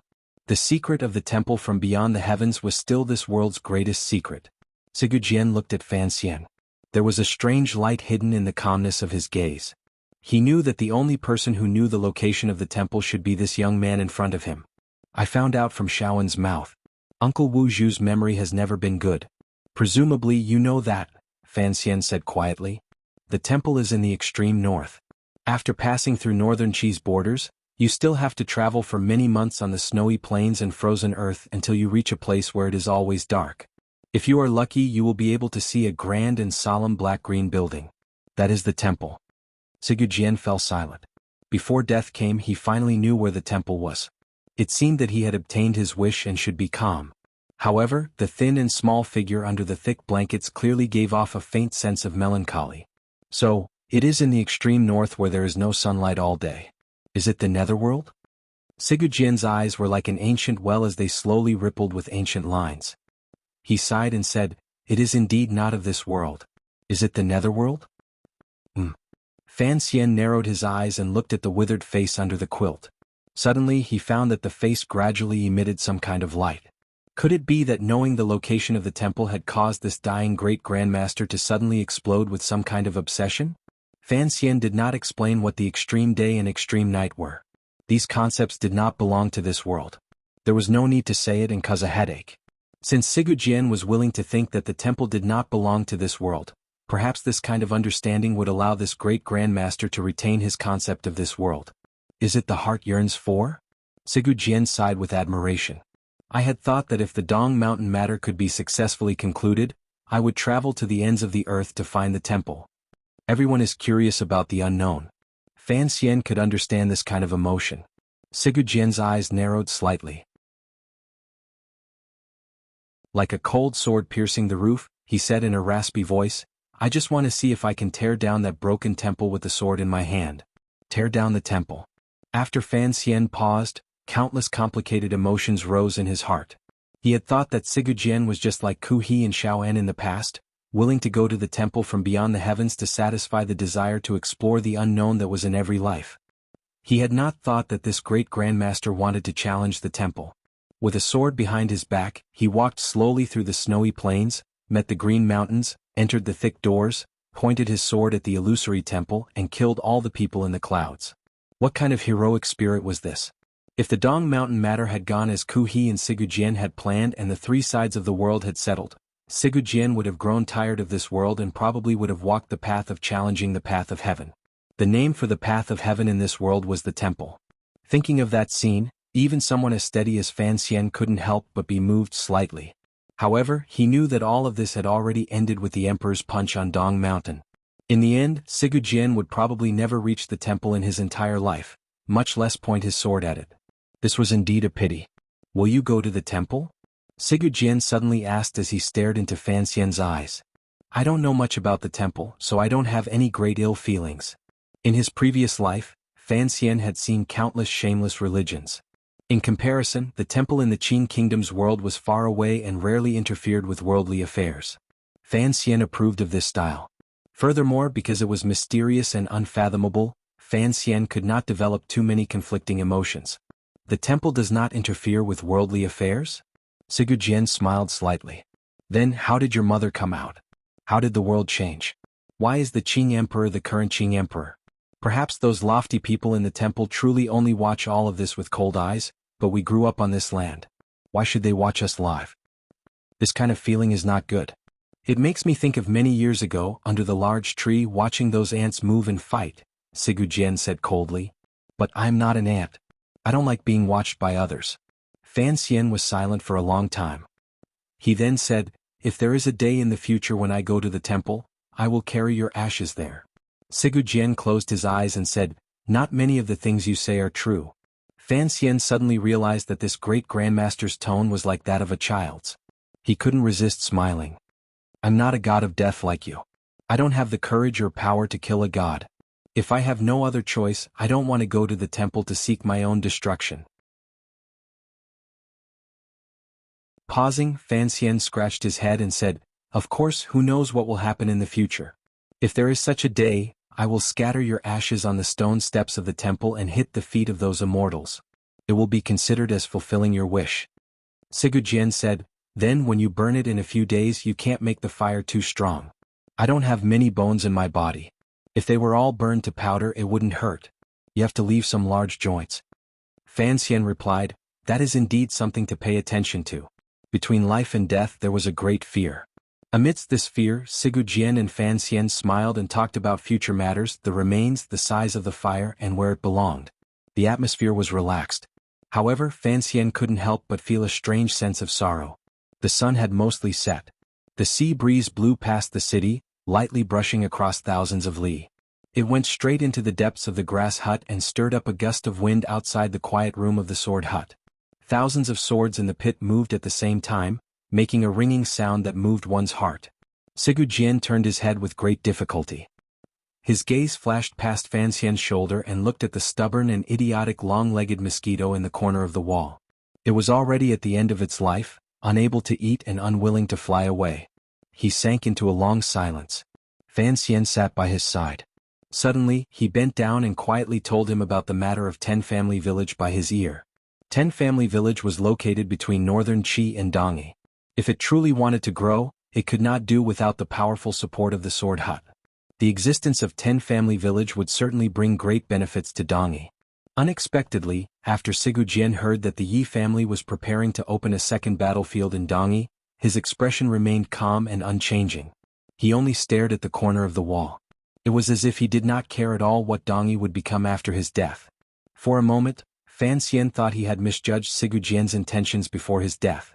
He had once taught him that the most important intentions were intentions. Sigujian opened his mouth and said, "There is a small booklet under my pillow. Before Ku He died, he gave it to me from Qing Mountain and asked me to give it to you. I don't understand the things in the booklet. I hope you can understand them." Fan Xian was startled. He didn't know what was written on the booklet for the two great grandmasters to take it so seriously before they died. You're tuning in to the Han Li's Wuxia Adventures YouTube channel. We're so grateful for your support, and don't forget to subscribe to join us on this incredible journey through captivating stories. Your generosity through donations truly makes a world of difference, as it's the primary source of revenue that allows me to expand and enhance this channel for you.